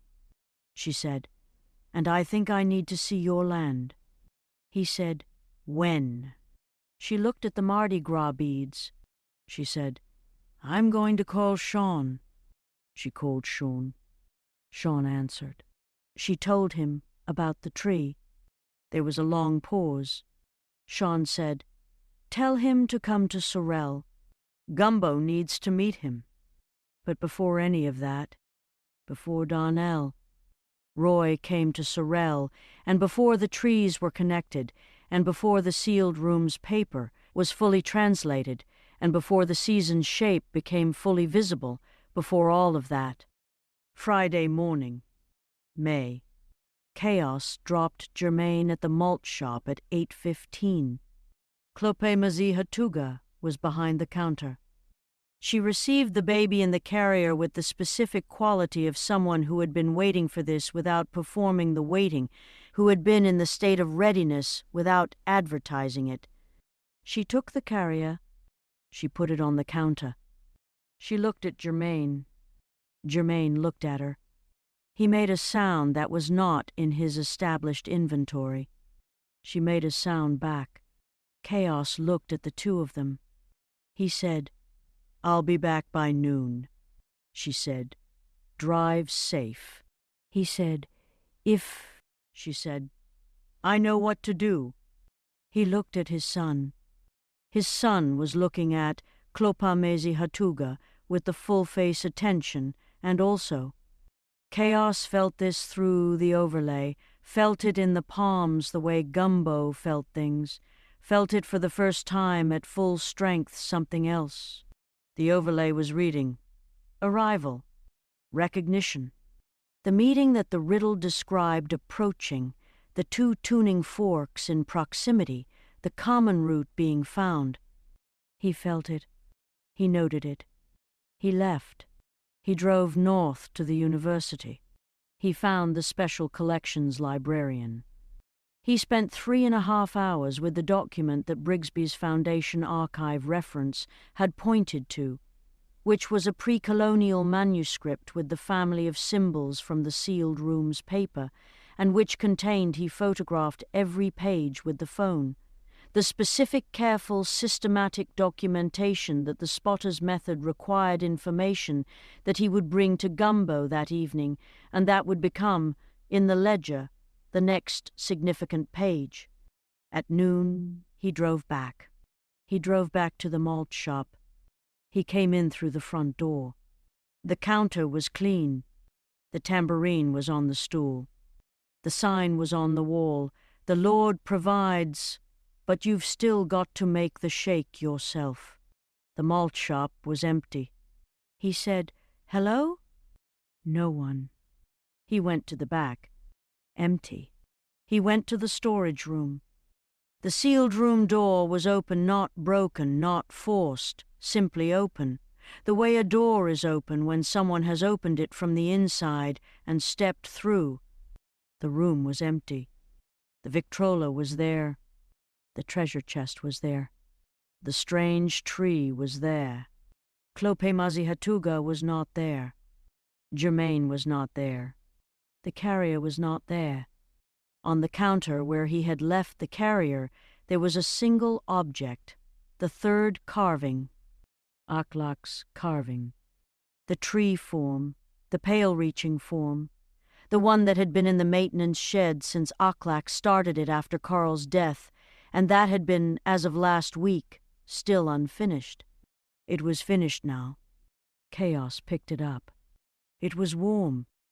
He stood in the malt shop at noon on a Friday in May with the finished carving in his hand, and his son gone, and the person with his son gone, and a specific sound of his own breathing very loud in the empty malt shop, and the very particular quality of the absence, not the absence of something lost, not the absence of something taken, the absence of something that had moved, the way things in Sorel moved, on the schedule that Sorel kept, and not the schedule that the people in it preferred. He understood, in the overlay in the full body, full palm, full-frequency reading that he had spent 6 months learning, and that was delivering now at maximum clarity that this was the meeting point. That the riddles when the water meets the word, and the word goes dark, was this. That the keeper and the tree and the meeting and the recognition had happened here, in this room, over the course of a Friday morning, and that the two tuning forks had recognized each other and had gone somewhere. Both states, between two states. He did not know where. He called Gumbo. Gumbo answered. He said, "They're gone." Gumbo was quiet for 1 second. He said, "Come home, Ralph." Ralph's response to the vanishing was delivered at 7 the following morning, at the roll call, with the specific quality of a creature who had been processing overnight at full capacity and had arrived at the morning with a synthesis. He said, "She was sent to take him somewhere the riddle required him to go. The between the two states is not a metaphorical location. It is a location. It is the location that the season is building toward, the location where the Kirosi child's second act takes place, the location that is not accessible from this side without the person who carries the message between the two states, which was what her name meant, which was why she was here, which was why the whole of the winter season has been building the conditions for exactly this Friday morning in the malt shop on Rue Sainte-Marie." He stopped. "They are not in danger." "The absence of danger is the thing I am most certain of. The certainty is in the quality of the overlay reading that Chaos described, which matches the description of the October hinge moment. A sense of rightness, not alarm. Not the alarm frequency." He walked 4 steps. He came back. "The question is, how long?" The October curriculum took 41 hours. The 1989 Trosclair displacement was 41 hours. The window is a known quantity. We wait 41 hours from Friday noon. He looked at Chaos. Chaos was at the table with the spotter's notebook and the carving and the specific quality of a man who was holding himself together with the specific equipment available to an 18-year-old father whose son has vanished into a between state with a tall woman with cat eyes and crimped hair on a Friday morning in Sorel, Louisiana. He was holding together well. Ralph said, "Write it down." The note on the counter, the carving, write down what it looked like, complete. Everything you remember. The documentation is what we do. Chaos picked up the notebook. He wrote. His handwriting was the handwriting of someone whose hands were not entirely under control of the standard management, but who was writing anyway, who was documenting anyway, who was the spotter doing the spotter's work regardless of the specific overwhelming personal difficulty of this being the thing he was spotting. He wrote. The grandfather clock said 7:15. 41 hours from Friday noon was Saturday at 1 in the afternoon. Saturday at 1. They would wait.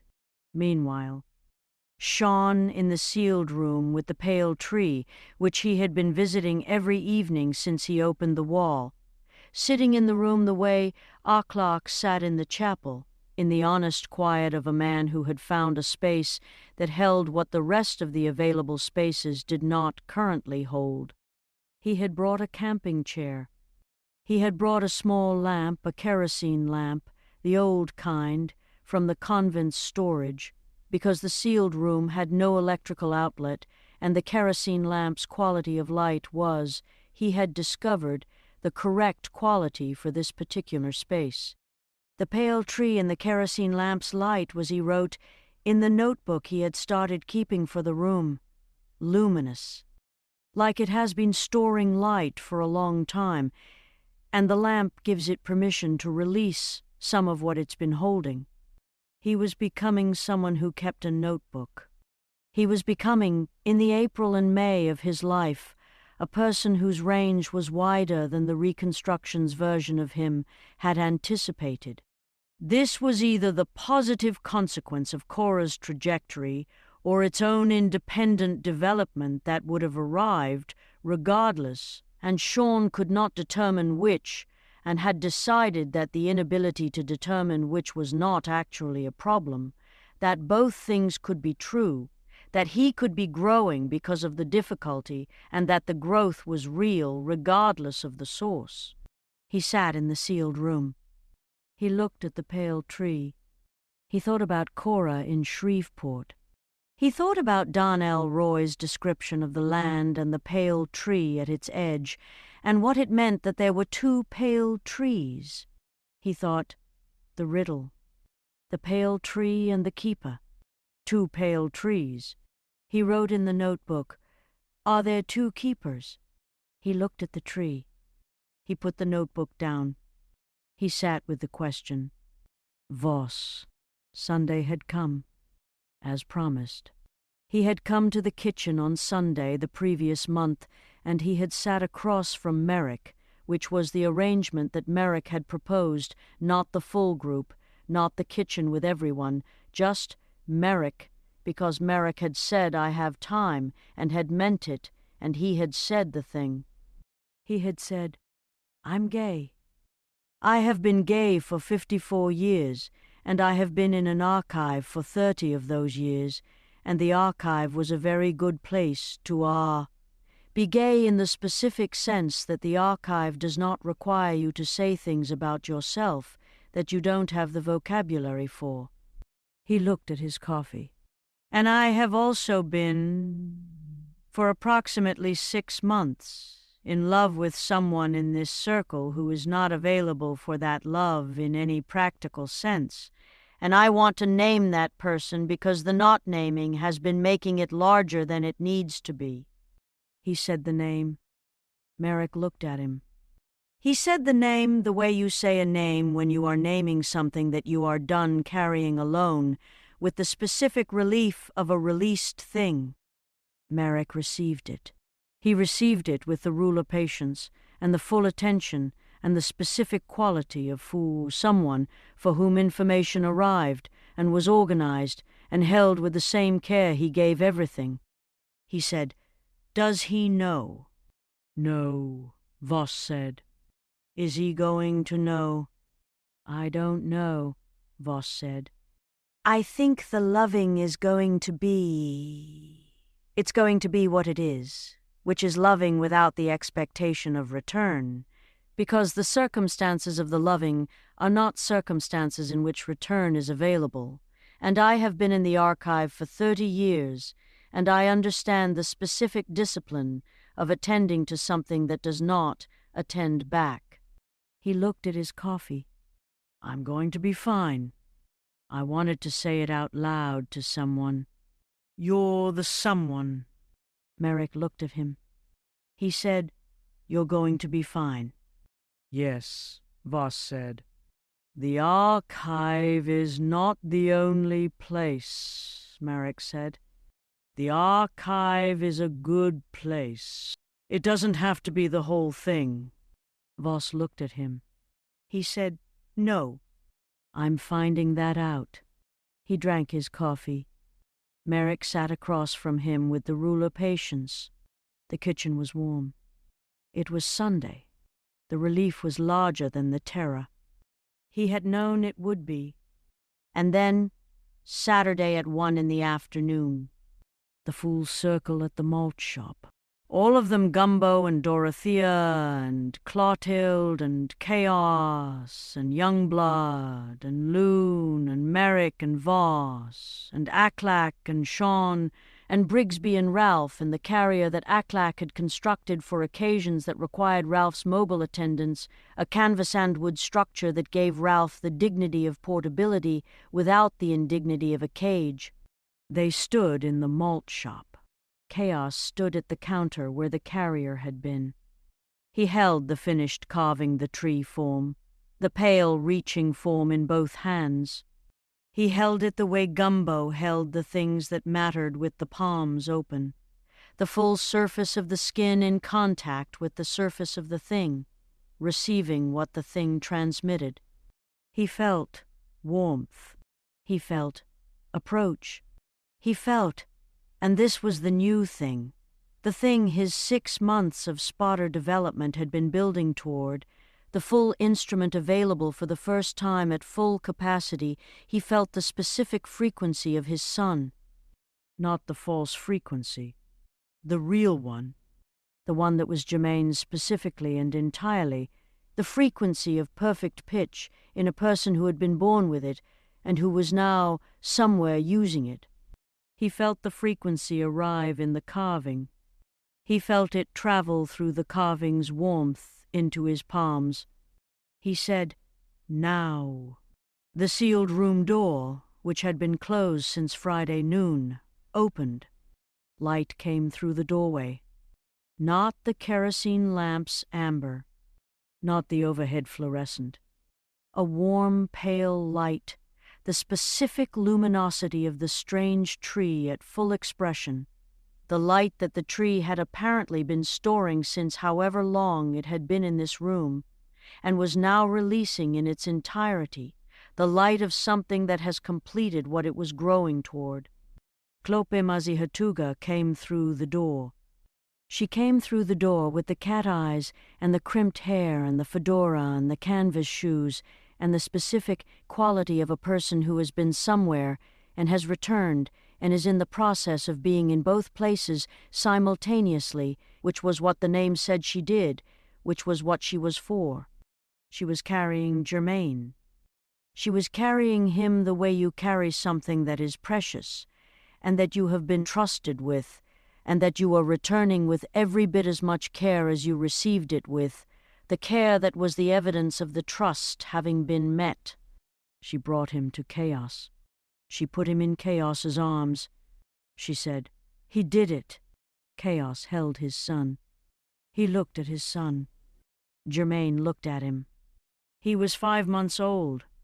He had the eyes of someone who has been somewhere and who has done the thing and who is, on the other side of the doing, entirely at peace with what the doing was.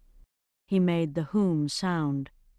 The regular, the inventory standard. Chaos put his face against the top of his son's head. He breathed. He did not manage it. He received it. The full thing. The relief and the love and the fear that had been held for 41 hours, and that was done being held, and that was now here, in the malt shop, in the full warm light of the pale tree at its completion, in the circle of the people who had been waiting. Ralph, in the portable carrier, said nothing. He was looking at the baby. He would say his thing later. He was holding it. That was what he was for. Klopamazihatuga stood at the counter. She looked at the group. She looked at Sean. She said, "The riddle is answered. The common root is found." She looked at the sealed room door, still open, the pale tree visible through it in its completed luminosity. The tree will change now. It has done what it needed to do, and it will become something else. Something that grows in light. She looked at Aklak. The carving was the anchor. Without the carving in the room during the 41 hours, the meeting would not have held. Aklak looked at the carving in Chaos's hand. He said, "I didn't know what I was carving it for." "You knew enough," she said. "That's always how it works." Gumbo said, "What comes next?" She looked at him. She said, "The foundation, Rosalind Tamba, the real work." She reached into the pocket of her jacket. She put something on the counter. A small piece of paper, old the same vintage as the sealed room's paper, the same weight and patina, covered in the pre-colonial symbols. She said, "This is what Germain brought back. This is what the second act produced. I can read it. When you're ready, I'll read it to you." She looked at the group. She said, "Are you ready?" Gumbo looked at the ledger in his hand. He opened it to the blank page. He said, "Yes." End of Chapter 3, Series 2. Next. Chapter 4, Klapamazi Hatuga, reads the paper from the second act. What it says about Rosalind Tamba, about the foundation, about the barn and what the barn contains. Don Elroy Thibodeaux arrives in Sorel and meets the household, and the household has opinions. The pale tree in the sealed room begins its transformation. Deputy Trosclair builds the picture to its penultimate stage, and Ralph delivers the monologue he has been holding since Germaine came back through the door. The Alabaster Almanac, Series 2, Chapter 3. The tambourine is on the stool. The malt shop opens Monday. Cora is in Shreveport. Sean is in the sealed room with the lamp. The pale tree is changing already. Overnight, the first green at the leaf edges, the first evidence of a plant receiving light for the first time and beginning the conversion from pale to color, from preparation to expression. The carving is on the kitchen table in the small blue house. Germaine slept through the night for the first time in 2 weeks. Chaos sat on the floor beside the playpen and also slept, eventually, after writing 6 pages in the spotter's notebook. The ledger is open. The paper with the pre-colonial symbols is on the convent kitchen table. Klopemazi Hatuga is staying at the convent's guest room. The beige carpet has not been replaced. She has not complained. The winter is over. The spring is what it is. Saturday at 1 in the afternoon will always be the specific Saturday that it was, and the holding and the singing back will carry it from here.